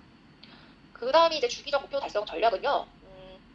일단 아동의 그 목표의 기준을 아동의 반응, 뭐 예를 들어서 정확도라든지 뭐 빈도수가 많다 이렇게 주기보다는 훈련 기간에 두는 것입니다. 이거는 뭐냐면 어떤 아동이 지적장애 아동인 거예요. 근데 지적장애 아동에게 여러 가지 필요한 기술들이 있잖아요. 근데 그 하나의 기술이 6개월을 해도 계속 그 기술이 완전 습득되지 않는 거예요. 그렇다고 해서 그 하나의 기술만 쭉 잡고 가기에는 다른 것들 다뤄야 될 게 너무 많아요. 그런 친구들에게 어떻게 하느냐. 그 친구들은 사실은 뭘 습득해서 레벨업을 해 나가는 것보다는 이제 어떤 회기, 예를 들어서 여러 목표 행동을 짧은 회기 동안 돌아가면서 몇 번씩 계속 노출을 시켜야 되겠다. 반복적으로 훈련해야 되겠다. 그게 이 친구에게 더 적합하겠다. 이런 판단이 드시면 주기적인 목표 달성 전략에 따라서 하실 수가 있습니다. 예를 들어서 1주기에는 첫 주에는 명사 10개, 둘째 동사 10개, 셋째 주에는 형용사 10개 훈련했어요. 그게 하나의 뭔가 주기예요. 그 다음에 2주기로 넘어가서 다시 첫 번째 주에는 명사를 습득하고 그 다음에 동사, 둘째 주에 동사, 셋째 주에 형용사. 그래서 그러면은 굉장히 뭐예요? 아동도 덜 지루해요. 왜냐면 아무리 자기 아동이지만 하나만 쭉 6개월을 한다는 게 너무 지겹지 않습니까? 우리도 그렇지만. 그래서 그런 친구들에게 주기적인 목표 달성 전략에 대해서 치료 목표 선정할 수 있습니다. 자, 그리고 이것도 많이 나오죠. 치료사 중심으로 할까, 아동 중심으로 할까, 이거를 이제 보시는 건데요. 치료사 중심 접근법의 장단점이고요. 아동 중심 접근법의 장단점이 있습니다. 자, 먼저 치료사 중심은요. 우리 치료사들이 목표 언어, 낱말이면 낱말, 문장이면 문장, 이거를 딱 정해요. 타겟을. 그래서 그 훈련을 위해서 그 언어적인 것을 위해서 활동 계획하고요. 장난감 준비하고요. 그거 뭐 강화 내용 정해서 아동의 반응에 적절하게 제공하는 것이 우리 치료사들이 이제 준비하는 거예요. 보통 더 초보일 때 이거를 많이 이 중심 접근법을 많이 하는 것 같아요. 왜냐면 내가 계획한 대로 아이한테 이제 하는 것이 더 쉬워요. 어떻게 보면 임상에서 보면. 그래서 이건 뭐냐면 장점이 뭐냐면 낭비하는 시간이 적어서 효율적이다. 이런 장점이 있습니다. 그리고 단점은 그러면 무엇이냐? 이것이 실생활에 일반화시키기가 굉장히 어렵습니다. 왜냐면 계속 치료사 주도로 실시를 하게 되거든요. 그러면 아동은 약간 주입당한 거예요. 그래서 일반화에는 이게 조금 어렵다. 상대적으로 이렇게 보실 수가 있고요. 그다음에 아동 중심으로 접근하는 것은 최대한 자연스러운 상황을 만들어주고 아동의 흥미나 주도를 따라가면서 뭔가 학습의 기회가 주어질 때만 지금서 계획을 하는 거예요.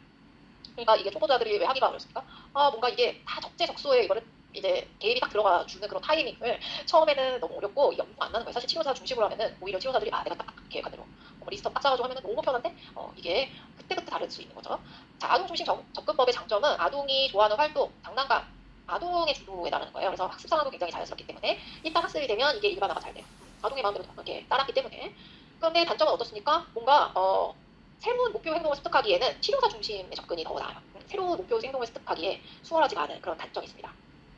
그다음에 장단점은 아동의 그런 특징을 잘 고려하셔서 이제 이거를 치료 계획을 세워야 되는 거죠. 자, 그다음에 치료 방법 중에 언어 이전기 중재 방법 이거의 그 유형에 따라서 예시와 이제 묶여가지고 많이 나오는 것 같습니다. 그래서 알아볼게요. 자, 첫 번째는 공동 활동입니다. 조인트 액션인데요. 우리 둘이 상호작용을 하는 연습을 해야 돼요. 자, 우리가 말을 하는 걸 가르칠 때 아이가 혼잣말을 하기 원합니까? 아니면 상대와 대화를 하기 원합니까? 그거를 한번 생각을 해보자고요. 자, 일단 대화가 안 되는 친구들의 말 이면에 여기는 이제 표면적으로 우리가 듣는 말과 언어예요. 근데 빙산의 일각이라고 하죠. 근데 그 밑에 정말 많은 아이들의 잠재력이 숨겨져 있는데 이 능력은 말로 나오기 이전에 이미 인터랙션을 할 수 있는지가 너무 중요해요. 맞추고 받고 맞다리가 돼야 되거든요. 그것은 뭐 굳이 말이 없어도 자동차를 주고받을 수 있는지 아니면 아이가 자동차만 획 돌려놓고 바퀴만 이렇게 굴린다든지 그런 뭐예요. 상대방과 뭔가 소통하기 위한 그런 어떤 행동이 아닌 거예요. 그래서 타인과 함께 상호작용을 하는 것이 언어 이전이 일단 선행되어야 된다. 이렇게 보는 거예요. 그래서 아동이 실로폰을 막 두드려요. 혼자 노는 거예요. 그러면 치료사도 옆에서 따라서 두드리면 아이가 한번 슬쩍 쳐다보는지 치료사를 신경을 쓰는지 이런 것도 중요한 거예요. 신경을 쓰는 것과 안 쓰는 것은 하늘과 땅 차이다. 그 다음에 치료사가 곧바로 그 옆에 있는 또 상사를 두드려요. 그럼 아이도 쫄로 와서 그 상사를 이렇게 두드려야 되는 거거든요. 그게 이제 자연스러운 어떤 인터랙션의 연습인데 이게 안 되는 친구들은 말 이전부터 그것부터 가르쳐야 된다. 그래서 지금 조인트 액션인 겁니다. 그 다음에 두 번째, 선행 행동에 따른 반응을 인식시켜라. 자, 이전에 일어난 거에 대해서 아동이 반응을 할 수 있어야 된다. 이거입니다. 그래서 아동의 발성 행동에 대해서 치료사가 반응을 해줘야 됩니다. 이 치료사가 원하는 게 우리가 뭔가를 했을 때 아동이 반응하기를 원하잖아요. 그러니까 아동이 뭔가를 했을 때 치료사가 반응을 해주는 걸 먼저 보여주는 겁니다. 그래서 치료사가 즉각적으로 반응을 해주면 해줄수록 아동이 어때요? 내가 뭔가 행동을 하면 저 선생님이 뭘 한다. 뭔가 반응을 한다. 칭찬을 해준다든지 아니면 대답을 해준다든지 그런 인과관계가 있다는 것을 깨닫게 해줘야 되는 거죠. 그래서 이 방법은 아동이 성인을 바라보면 성인도 아동을 당연히 바라봐야 돼요. 그리고 아동이 뭔가 했어요. 그러면 성인도 이렇게 이제 발성을 따라한다든지 뭐 닌나누 있어요. 그러면 닌나누 뭐 이런다든지 그렇게 이제 서로 왔다리 갔다리 선행 행동에 따른 반응을 인식시켜줘야 되기 때문입니다. 그 다음에 이제 지칭하기가 나오는데 네이밍인데요. 직관적으로 물건은 명사로 언어가 되겠죠. 활동은 동사로 언어가 되겠죠. 그래서 특정 물건이나 활동에 관심을 집중을 시키고요. 그 다음에 물건이나 활동을 과장되게 보여줘요. 예를 들어서 장난감을 세차게 흔들어서 아동의 주의를 끌어야 되고요. 그리고 그런 물건이나 활동에 대해서 손으로 가리키거나 아니면 명명하기를 사용합니다. 아동이 굉장히 신기해하는 물건이나 어떤 움직임이 있어요. 그러면 와 저게 뭐지? 이런 감탄형 의문문을 써서 관심을 끄는 거죠. 그리고 아이가 조금 더 주의 집중한다면 계속 그런 네이밍에 노출이 돼야 되겠죠. 그 다음에 이제 사회성 게임하기가 있습니다. 이거는 그 명칭은 그럴듯하나 사실 굉장히 쉬운 거예요. 사회성 게임이라는 것은 뭐 대단히 거창한 것은 아니고요. 두 사람 사이의 상호작용을 위해서 아동과 부모가 일상적으로 하는 어떤 놀이라고 보실 수 있겠습니다. 그래서 짝짝꿍 짝짝꿍 짝짝꿍을 해요. 그러면 아이도 이렇게 따라한다든지. 그다음에 까꿍이요. 이제 숨어 있어요. 숨었다가 까꿍 나오면은 아이도 자기가 주도해서 처음에 선생님이 주도했지만 아이가 먼저 숨어요. 그럼 선생님도 같이 숨어요. 그러다가 까꿍 하고 나타나요. 그러면서 이거를 이제 상대방을 인식할 수 있겠죠. 그리고 이제 머리 어깨 무릎 발을 뭐 이렇게 율동을 하면서 했을 때 아이가 따라서 하는지. 자, 처음에는 치료사 주도를 하지만 점차적으로 교대로 주도하다가 허리 하고 서요. 그냥 멈춰요 노래를. 그럼 아이가 손이 벌써 어깨로 와요. 그다음에 어깨, 무릎 그 순서를 이제 많이 하게 되면 시퀀스를 익히게 되니까 그렇게 교대로 주도하다가 나중에는 아동이 먼저 응응응 막 이래요. 그럼 뭐예요? 아 머리 어깨 무릎 발하자고 이러면서 이제 아동이 주도하는 그런 걸로 넘어가죠. 이거는 뭐냐면 사회성 게임 아주 쉬운 예로 볼 수가 있고요. 그 다음에 민지적 보식을 확대시키기 이렇게 나왔습니다. 이거는 원투로 제가 나눠서 설명을 드릴 수 있겠는데요. 첫 번째는 분별적 행동을 다양하게 확대시켜라 이렇게 되어 있어요. 분별적인 행동이 무엇이냐? 물체가 만들어진 목적에 맞게 사용할 수 있는 행동이거든요. 예를 들면 딸랑이를 가지고 노는데 아주 어린 애기들은 그거를 계속 입으로 빨아요. 그러면 이거는 분별적 행동이 아닌 거예요. 그런 친구에게는 한번 보여줘요. 딸랑이는 이거 흔들면 소리가 나네. 이렇게 손에 쥐고 흔들어 보게 하는 거예요. 그거는 딸랑이가 만들어진 목적에 맞게 하려면 입으로 빠는 것보다는 이렇게 흔들면서 이제 놀이하는 거구나 이걸 알 수 있게. 그 다음에 장난감 차에 바퀴만 이렇게 돌리고 있어요 친구가. 그러면 이거는 그 아동에게 차 바퀴를 이렇게 뒤집어서 하는 게 아니라 슈 자동차가 만들어진 저기 이렇게 가야 되는 거죠. 부릉부릉부릉 그 행동에 맞게 보여줘야 되는 거죠. 자, 그 다음에 기능놀이 및 가상놀이로 이제 확대를 시켜야 됩니다. 이제 보시 확대에 해당이 되는 건데요. 자, 기능놀이라 함은 아동이 실제가 아닌 상황을 이해하면서 결국엔 장난감의 기능에 맞게 놀이하는 것을 기능놀이라 하고 가상놀이라는 것은 예측을 하는 거예요. 예견 또는 상상할 수 있는 정신활동. 이게 굉장히 고차원적이거든요. 그래서 예를 들면 사실 대행자놀이랑 물건대치놀이 우리 상징행동에서 이미 공부했습니다. 근데 이것도 지금 여기에 해당이 될 수가 있겠는데요. 대행자놀이라는 것이 인형이 울거나 걸어가는 것 듯한 흉내를 내는 거예요. 그렇게 가정을 하는 거죠. 또 나무 토막인데 그냥 나무 토막일 뿐이에요. 근데 그거를 다른 다림질을 하는 걸로 이제 가정을 하는 거죠. 이런 것들이 전부 그런 전부 이제 기능놀이랑 가상놀이로 확대시킬 수 있는 그런 모습들인 거고요. 인지적 보식의 확대에 해당된다고 볼 수 있고요. 그 다음에 의사소통 수단을 확대를 시켜야 된다. 이거는 뭐냐면 첫 번째로는 아동이 비의도적 행동이 나타나면 그거를 행동이나 말이 비의도적이라면 의사소통 수단으로 바꿔줘야 된다. 이겁니다. 그래서 아동이 멀리 있는 자동차를 집으려고 해요. 근데 그냥 쉽게 손 닿는 곳에 두면 그냥 집어가고 마는 거예요. 그 언어치료사를 하나도 안 거쳐도 자기 마음대로. 근데 그렇게 하는 게 아니라 이렇게 손가락으로 한번 가리키면 아이가 어때요? 아이가 가리키면 선생님이 주는 그런 시퀀스가 있잖아요. 그러니까 의사소통 수단으로 한번 바꿔주고 선생님이 그거에 따라서 아동의 그 먼저 한 거에 따라서 반응을 해주는 그런 것들로 이제 바꿔주는 거죠. 그래서 처음에는 비의도적이었으나 이게 의도적인 걸로 이제 갈 수 있도록. 그 다음에 아동의 초보적 의사소통 행동을 바람직한 의사소통 행동으로 바꿔줘야 됩니다. 자, 음식을 보고 내가 먹고 싶지 않은 거예요. 그러니까 고개를 돌렸어요. 근데 이거를 내 의사를 확실하게 거부하기를 전달하기 위해서는 어떻게 해야 돼요? 고개를 이렇게 좌우로 흔든다든지 아니면 언어가 가능한 애들은 싫어요. 이렇게 이제 말할 수 있는 거. 바람직한 의사소통 행동으로 바꿔줘야 된다. 거부하기 표현을 제스처라든지 말로 할 수 있도록 그렇게 해야 됩니다. 그 다음에 관습적 행동을 보여주면 그거에 언어를 첨가시켜 주어라. 아동이 고양이가 너무 좋았나 봐요. 길 가다가 고양이를 봤는데 야, 야 하니까 아이가 이런 거예요. 너무 그게 고양이가 신기한 거예요. 그래서 야, 고양이야 뭐 이렇게 하면서 언어적으로 네이밍이나 이제 아동의 울음소리로 말을 첨가해 준다. 그러면 관습적 행동을 보였을 때 언어를 플러스 해주는 거죠. 자, 그 다음에 이제 아동을 모방하는 게 나와 있습니다. 자, 우리 사실 언어 재활사로 일하면서 아동에게 정말 훌륭한 모델링을 많이 보여줘야 된다. 이게 무의식에 깔려 있으시죠. 그래서 우리들은 아동에게 언어적 모델만을 제시하려고 많이 해요. 근데 의사소통적인 측면에서 보면 우리가 본보기를 제시하는 것보다는 아동의 소리, 말 이런 것들을 모방해주는 것이 더 효과적일 때가 많습니다. 제가 지금은 임상을 안 하지만 임상을 할 적에 아동이 처음에 이제 왔는데 굉장히 낯선 환경에서 불안감을 많이 보여주는 아동이었어요. 그래서 첫 시간이었는데 아동이 구석에 가서 자꾸만 안 오려고 하더라고요 저한테. 그래서 이제 라포 형성이 안 됐잖아요. 그래서 그냥 저도 이렇게 지켜보고 있었다가 아동이 뭔가 팡팡 있어요. 벽을 팡팡 있어요. 저도 옆에 가서 팡팡 이렇게 따라하니까 그냥 그걸 따라하거나 아이가 냈네 이랬는데 냈네 제가 이랬어요. 그것만 해줬는데도 아이가 막 웃는 거예요. 그래서 그게 뭐냐면 다른 사람이 내 말을 모방하면 그것이 긍정적인 반응 역할을 한다. 저 선생님이 내 행동을 봤네. 그리고 내 말을 막 따라하네. 그게 너무 웃겨. 그래서 아동이 그렇게 했을 때 내가 말을 하는 거에 대해서 자신감을 갖게 돼서 더 많은 시도를 하게 됩니다. 그래서 우리가 모델링을 제시하기보다 아동을 모방하는 것이 오히려 효과적일 수 있겠다. 그래서 그거는 오마리뿐만 아니라 문절서 발성이라든지 제스처라든지 단단어 문장까지도 효과적일 수 있다.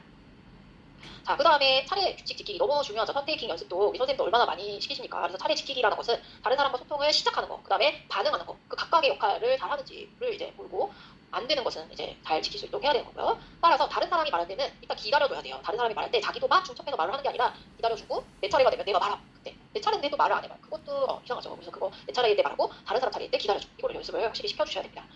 그래서 언어 이적이라면 공굴리기 많이 해볼 수 있고요. 그 다음에 아동이 소리를 내면 자 언어 치료사들은 가만히 기다렸다가 그러니까 끝나면 그때서 치료사도 이제 자기 차례를 지켜내는 그런 모습을 보여줘야 됩니다.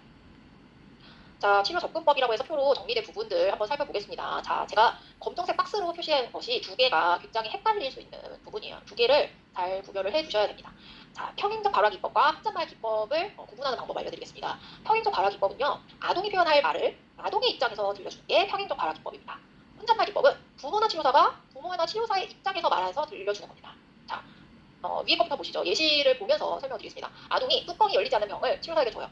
그러면 뭐예요? 치료사가 말한 그 열어줘라는 것은 사실 아동이 말을 써야 되는 거예요. 그래서 아동이 표현할 말을 아동의 입장에서 들려주는 것이 평행적 발화 기법입니다. 요거를 혼잣말 기법으로 체크를 안 하시길 바랍니다. 그 다음에 아동이 이번에는 발화 없이 자동차를 미는 행동을 보였어요. 그 다음에 치료사 자신도 자동차를 막 밀었어요. 이렇게 왔다 갔다. 그러면서 빵빵 가요 했어요. 그러면 뭐냐면 치료사의 입장에서 말해서 들려준 거예요. 마치 내가 혼잣말을 하는 것처럼. 그래서 혼잣말 기법이라고 합니다. 혼잣말 기법이 더 쉽네요. 그렇죠? 설명드리다 보니까. 그 다음에 모방은 쉽죠. 아동이 표현한 말을 똑같이 따라한다. 아동이 언니 다. 그래서 치료사도 언니 다. 똑같이 말해요. 그걸 모방인 거죠. 자, 그 다음에 확대랑 확장 어떻습니까? 자, 확대는 아동이 표현한 발화에 정보를 첨가해서 들려준다. 일단 이거는 뭐 하나를 더 붙여서 들려준다. 아니면 길이가 늘어난다. 길이가 플러스 된다. 이렇게 생각을 해보시면 돼요. 그래서 뭐예요? 아동이 빵빵 이랬어요. 딱 빵빵 이렇게 만들었어요. 근데 빵이다. 뭔가 분사를 하나 더 붙여줬어요. 그거는 길이를 늘려주는 표현이기 때문에 확대라고 이제 보실 수가 있겠고 확장은 뭐냐면 문법 요소를 알맞게 수정해서 들려준다. 뭔가 문법 요소가 개입이 되면 확장인 거예요. 그래서 퀄티티를 늘려준다면 확대라고 보시면 되고 뭔가 퀄리티적으로 문법적인 요소를 추가한다, 수정한다 이러면 확장으로 보시면 되겠습니다. 그래서 아동이 딸기 잘라 이랬어요. 그럼 치료사가 딸기를 잘라요 이랬어요. 그러면 문법적으로 지금 목적격 조사라고 뒤에 요 붙였다 이러면은 문법 요소가 이제 개입이 된 거거든요. 이런 거는 확장을 보셔야 돼요. 확대가 아니에요. 그래서 이제 헷갈리지 않으실 수 있습니다. 그다음에 이제 분리및 합성은 이것도 기출인데요. 아동이 표현한 발화를 개별 요소로 분리했다가 확장시켜서 합쳐서 들려주는 게 여기에 해당해요. 그래서 아동이 언니가 클레이가 꽃이 만들었어 이렇게 말했네요. 그랬을 때 이제 치료사가 어떤 반응을 해줄 수 있냐면 언니가 만들었어. 클레이로 만들었어. 꽃을 만들었어. 이러면서 아동의 발화를 막 분리시켰네요. 그 다음에 최종적으로 뭐라 했냐면 언니가 클레이로 꽃을 만들었어. 이래네요. 그러면 합성인 거예요. 분리 및 합성이려면 요 예시를 보고서 이제 분리 및 합성을 고르시면 되겠습니다. 그 다음에 또 이제 많이 나오는 것이 활동 중심 중재예요. 그러면 활동에 포커스를 맞춘 거거든요. 그래서 아동이 선호하는 상황에서 치료 목표 달성할 수 있도록 유도한다. 이거는 전반적 언어 기술 목표로 해서 일반화 효과적이고 그룹 중재를 강조한다 이렇게 되어 있으면 활동 중심 중재를 고르시면 되겠습니다. 그 다음에 조금 많이 출제가 됐던 게 환경 중심 언어 중재예요. 이거는 기능적인 의사소통을 유도한다. 자연스럽게 유도한다. 그리고 아동의 환경 속에서 아동의 관심과 흥미를 따른다. 이런 특징이 있어요. 그래서 굉장히 아동의 주도에 따르는 거고요. 흥미를 따르는 거고 그리고 언어의 형태를 가르칠 때는 일상생활에서 접할 수 있는 많은 사례를 사용한다. 그리고 아동의 반응을 확실하게 촉진해주는 그런 중재 기법이고요. 그리고 아동의 반응에 대한 방어는 특정 언어 형태와 연결된 것으로 좀 자연스럽게 한다. 이런 특징이 있습니다. 그렇다고 이제 뭐 행동주의 이런 거 나오면은 거기서 막 빼버리시는 분들이 있는데 행동주의에 의한 거 이거는 이런 체제 속에서 진행해 뭐냐면은 선행 사건, 반응, 그다음에 강화 요거에 의한 언어 중재다 이렇게 알고 계시고요. 그다음에 요 네 가지가 바로 환경 중심 언어 중재에 해당이 되는 소 기법들이에요. 그래서 첫 번째는 역시 아동 중심의 시범 기법이다. 그리고 환경 중심 언어 중재. 그다음에 시간 지연 기법. 아동의 언어적 반응을 기다린다. 뭔가 아동이 발화해야 되는 차례에서 엄마들이 기다리지 못하고 막 태워내는 게 아니라 잠깐 기다려요. 아동이 막 뭔가를 표현하도록 2, 3초 정도. 그러면 시간 지연 기법인 거죠. 이렇게 했을 때 중복장애 아동들의 자발적 요구하기 기술이 증가되었다는 연구 결과가 있습니다. 그 다음에 이제 선반응 요구 후 시범 기법. 이것도 많이 나와요. 이거 뭐냐면 먼저 모델링을 하는 게 아니고 일단 아동에게 반응할 기회를 주라는 거예요. 기회를 우선 줬는데 아동이 그 기회를 못 살렸어요. 그러면 이후에 언어적 시범을 보여라. 이 기법인 거예요. 그래서 그냥 무작정 언어적 시범을 보이는 것과는 다르죠. 아동에게 한번 기회를 주고 하는 거니까 그런 특징이 있습니다. 그다음에 네 번째는 무발 학습. 이거는 아동의 생활 환경에서 우연히 일어나는 기회, 언어 학습의 기회를 이용한다. 그래서 요거가 의사소통 기능 증진에 가장 효과적이더라. 이렇게 이제 보실 수가 있겠습니다. 그래서 요거 많이 나와요. 그다음에 이제 스크립트 중재도 조금 나왔던 것 같은데 이거는 친숙한 상황에서의 언어 사용을 증진시킨다. 그래서 뭔가 일상적인 일련의 사건이나 경험을 이용한 스크립트를 이렇게 짜고 예를 들면 뭐 생일 파티를 한다든지 간식 만든다든지 그걸 스크립트를 짜서 그것에 따른 어떤 중재가 이루어지는 것을 말한다고 보실 수 있겠습니다. 그 다음에 기능적 중재 우리가 또 현장에서 많이 활용하죠. 자, 기능적 중재가 이루어지는 것은 강화가 자연스러워야 된다. 그래서 뭐 물질적인 강화 혹시 많이 사용하시는 분들 계시나요? 음식물이라든지 스티커, 토큰 이런 것들 저는 스티커를 좀 많이 사용했던 것 같은데 사실 물질적 강화는 구체적인 선물이 주어지니까 효력이 강력하지만 만약에 강화울에 의존하거나 이게 실생활에서는 뭐 내가 잘 말한다고 해서 그 항상 스피커가 나오는 건 아니기 때문에 일반화 유도에 제한적이라는 그런 것을 잘 유념해 주셔야 됩니다. 보통 아주 강력히 사실 추천되는 건 칭찬이죠. 사실 사회적 강화, 칭찬은 사회적 강화에서 가고 그다음에 아동이 좋아하는 활동, 그 활동으로 강화를 시키는 것도 있을 수 있습니다. 종종 저도 있었어요. 많지는 않죠. 좀 중도 아이들의 경우에 조금 더 강화를 했던 것 같고요. 그다음에 정상 발달을 보여 중재를 해야 된다. 먼저 가족들의 호칭부터 시작해서 매일매일 일과 속에서 접하는 어휘, 씻기, 옷 입기, 먹기, 자기 이런 것들을 먼저 중재를 해야 된다. 그다음에 아동 주도를 따라야 되는 거죠. 그래서 사실 아동이 배워서 치료실에 나가서 주도적으로 얘가 이걸 쓸지 안 쓸지는 아동의 마음에 달려 있습니다. 그래서 치료실에서부터 아동의 주도적인 행동을 유도했을 때 일반화가 훨씬 수월함을 알려드릴 수 있을 것 같아요. 그리고 뭔가 여기에서 부조적 상황보다 자연스러운 상황에서 실시하는 게 중요하다. 이런 보기가 맞고요. 근데 부조적 상황에서 먼저 실시한 후 자연스러운 상황으로 이끌어야 된다. 이거는 보기 오답 보기입니다. 부조적 상황과는 상관이 없어요. 이거는 자연스러운 상황에서 실시하는 그런 거고요. 시간 지연 기법과 선반응 요구 후 시범 기법이 헷갈립니다. 처음에는 둘 다 기다리는 거라서요. 구별법이 있을까요? 시간 지연 기법은 일단 기다려주는 거예요. 그게 시간 지연 기법이고요. 근데 만약에 아동의 예시 발화에서 한번 기회를 주고 아동이 이제 묵묵부답이었어요. 그 다음에 뭔가 그 상황에 적절한 뭔가 발화가 나오는 거예요. 그러면 선반응 요구 후 시범 기법에 속하게 되겠죠. 시간 지연 기법은 기다리는 거에 대해서만 이제 사례가 나오는 거예요. 그래서 그렇게 이제 일단 구별을 하시면 되겠고요.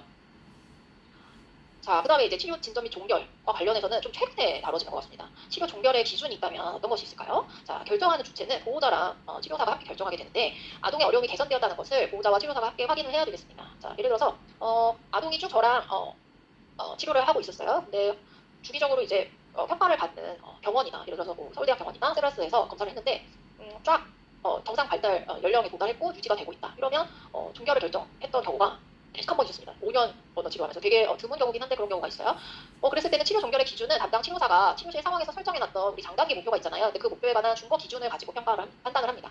그래서 뭐 무슨 상황에서 무슨 목표를 뭐 10번 기회 중에 8번 이상을 해야 된다. 이게 목표였잖아요. 근데 그거를 한참 도달을 한 거예요. 많은 장단기 목표가 있었는데 그것들이 다 도달이 됐어요. 그러면 종결을 조금씩 논의를 할 수 있겠죠. 그리고 보호자는 그 목표 행동이 치료실에서뿐만이 아니라 사실 가정에서도 한다. 그리고 어린이집에서도 보고를 해주셨대요. 이거를 잘 사용한다고. 그래서 그것이 일반화가 되었는지 그 여부를 확인한 거. 그리고 치료실에서 목표로 했던 행동이 가정 혹은 어린이집 등에서 자발적으로 사용하고 있더라. 그랬을 때 논의가 조금씩 가능하다. 이렇게 이제 보실 수 있겠습니다. 사실 많지가 않아요. 그래서 너무 사실 힘든데 이런 경우가 저도 진짜 적었지만 있긴 있었습니다. 그래서 사실 있으면 되게 힘이 나더라고요. 자, 지금 우리 막 달려왔는데 질문과 답변을 할 시간이 그래도 있네요. 미리 받은 Q&A부터 지금 시작을 해보겠습니다. 자, 제가 미리 받은 질문 중에 그냥 앞에 제가 다 준비해놔가지고 설명드리면서 답변을 해드렸던 경우도 있고요. 그 외에 지금 질문들은 여기서 다루겠습니다. 먼저 MLU 계산하기 다뤄주세요. 요 질문이 있었거든요. 사실 MLU 계산하는 것은 꼭 알고 시험장에 들어가셔야 되는 것 같습니다. 그래서 그 3개령과 기출을 보면 지금 낱말 길이는 출제가 안 됐어요. 이제는 우리 형태소 길이 측정하는 거 요거를 이제 하셔야 되는데 두 가지를 구하는 방법을 다 알고 있자고요. 갑자기 또 낱말 길이를 막 측정하자고 해서 당황할 수가 있으니까. 자, 두 가지 어떻게 다르냐. 평균 낱말 길이는 일단 총 발화수를 분모해주고서 각 발화의 낱말수의 합을 구하는 것이고요. 그 다음에 평균 형태소는 총 발화수를 분모해주고 각 발화수의 형태소 수를 합하는 것입니다. 정의는 되게 깔끔하죠. 근데 자, 한번 봅시다. 낱말이라 하면 무엇인가? 낱말은 자립적인 단어를 말하는데요. 사실 낱말에 조사라든지 의종 명사들도 개별적인 낱말로 포함한다. 이렇게 되어 있습니다. 자, 그래서 평균 낱말 길이 요 지금 네모 박스에 어떻게 계산할 수 있는지 한번 보겠습니다. 자, 총 발화수는 1, 2, 3, 4 해서 지금 분모에는 4가 들어갔고요. 낱말이라 합니다. 엄마랑 병원에 가라. 낱말은 기본형을 생각하셔야 돼요. 그래서 동사면 다 이걸로 바꿔줘야 돼요. 그 형태소 이런 것들은 싹 이제 무시하시고요. 낱말이니까. 가다 하면은 요거는 하나의 낱말로 보는 겁니다. 엄마랑 병원에 가다 이겁니다. 그 다음에 마스크 쓰다 가다. 그 다음에 병원에 사람이 많다. 그 다음에 마스크랑 밴드 사다 이겁니다. 그래서 지금 어때요? 5, 3, 5, 4 더하면 17인가요? 그래서 보기에 지금 계산하라고 안 나오더라고요. 그냥 여기 뭐 이렇게 나와요. 21, 4 23 이렇게 다 이렇게 이런 식으로 나와서 3번을 이렇게 체크하시면 되는 건데요. 지금 요거 계산해 보니까 지금 평균 낱말 길이는 요겁니다. 요거. 거기에 포인트는 동사 같은 것들은 기본형으로 바꿔주는 거. 그렇게 지금 하시면 되겠고요. 그 다음에 지금 3개년간 계속 기출이 되고 있는 평균 형태소 길이를 한번 보자고요. 이거는 총 발화수 4로 내려보내고 각 발화의 형태소 수의 합을 구하라고 되어 있죠. 그거는 자 이제 이거 조금 복잡해집니다. 이거 어떻게 할까요? 자 엄마랑 병원에 얘가 문제예요. 항상 요거는 아까 낱말에서 하나로 줬거든요. 근데 어떻게 이거를 쪼개냐? 형태소 단위로는 요. 이게 3이 됩니다. 3개. 그래서 5, 6, 7 해서 지금 맨 윗줄은 7인 거예요. 그 다음에 마스크 쓰고 요 6인 겁니다. 두 번째 줄은. 그 다음에 병원에 사람이 많았어요. 그래서 이거는 지금 7인 겁니다. 그 다음에 마스크랑 밴드 사았어요. 그래서 6인 겁니다. 그래서 7 플러스 6 플러스 7 플러스 6 하면 26인 겁니다. 13 플러스 13이에요. 그래서 보기에 요거를 골라주셔야 됩니다. 형태소 기계를 보았다 하면. 아, 너무 어려워요. 그래서 기출을 한번 가지고 연습을 해보겠습니다. 자, 평균 형태소 길이가 지금 최근 2개년간 기출이 됐습니다. 다행인가요? 1급 보시는 분들은 이게 없더라고요. 근데 이제 뭐죠? T유닛이라든지 아니면 어휘 다양도 이런 것들이 나올 수는 있겠으나 어쨌든 평균 형태소 길이는 2급에서도 꾸준하게 나와요. 자, 한번 기출을 풀어보겠습니다. 이제 평균 형태소 길이를 하고 그러면 이제 가로수를 보니까 아동 지금 분모가 다 3이네요. 그래서 이거 고정시켜놓고 자, 원숭이가 어때요? 없어. 그럼 고릴라는 있어? 고릴라는 아까 보았는데 찾을 수 있을 거야. 눈물이 모두 몇 마리지? 했어요. 그랬는데 하나, 둘, 셋, 넷, 다섯, 여섯. 이거는 지금 뭐냐면 외워서 사용하는 자동구는 분석하지 않습니다. 이거는 많이 헷갈리셨을 것 같아요. 많이 틀리셨을 것 같아요. 실제로. 그 빨간색에 보시면 자동구는 제외합니다. 바로 앞에서 제외. 그래서 요거를 다 기록하신 분들은 아마 5번으로 오답을 많이 하셨을 거예요. 근데 얘네는 외워서 한다 해서 이거 바로 분석에서 제외해요. 그래서 6마리. 그래서 지금 4 플러스 6 플러스 2 해서 얘가 정답이었습니다. 지금 작년 기출이거든요. 근데 2020년, 21년에 비해서 22년이 어려워졌더라고요. 확실히 진짜 내년에 더 어려워질 것 같아요.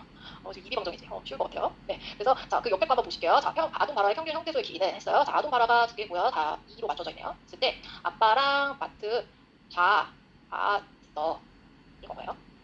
이게 가장 중요하다고 했죠. 이게 아까 낱말 길이였다면 하나 붙이는데 얘를 형태소로 하니까 쪼개지는 거예요. 써. 그 다음에 엄마는 안 가셨어 하니까 아동이 엄마는 쉬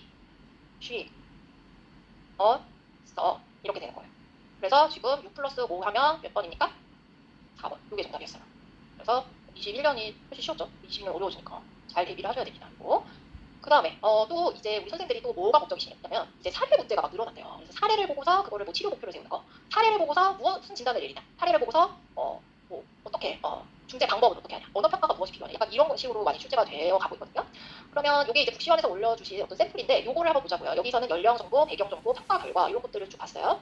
그랬을 때 뭐 공식 검사, 비공식 검사가 다 있네요. 그래서 공식 검사를 일단 보는 포인트는 규준과 비교를 하지 않습니까? 공식 검사는. 그래서 객관적인 어려움을 확인합니다. 자, 여기 수용 언어 괜찮네. 표현 언어 1%일 미만 수준 별표. 자, 객관적 어려움 확인했습니다. 이거를 치료 목표로 기술해야 된다. 그래서 표현 언어가 1%일 미만 수준이다. 표현 언어 증진해야 된다. 이런 치료 목표로 가야 됩니다.